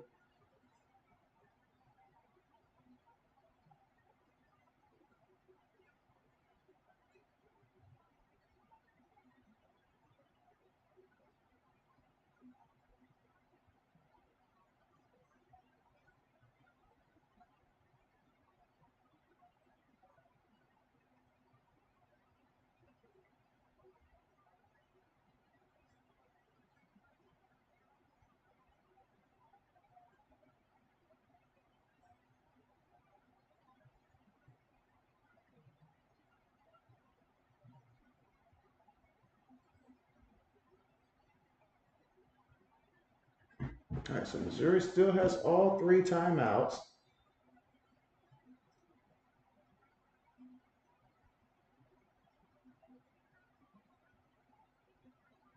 Feeds it to the back, and the back is going to pick up. Oh, nice second effort there. Picked up maybe about 4 yards there. And I, on the other hand, will go ahead and end the poll. I think we have our answer here.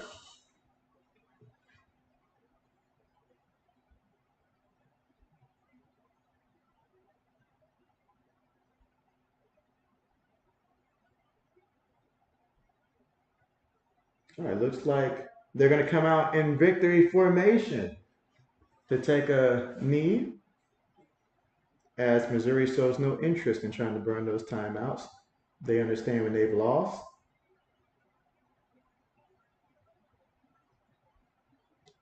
So they have taken a knee here also, and so that's going to be a wrap. And so Braden says, see you, JB. Great stream. Yeah, great time spending here with you guys here. Appreciate you guys for coming through here. And so it was an interesting game here. We saw a good bit of offense. Lewis says, well, streak is over. He says 28-6. And so you should have never left the under, Lewis. You were doing so good with the under. You should have never left the under. You knew better, but you followed the influence, and it cost you this time. Literally cost you. But yes, looking forward to seeing you guys tomorrow night for Sunday Night Football. And until then, you guys take care. Enjoy the rest of your day.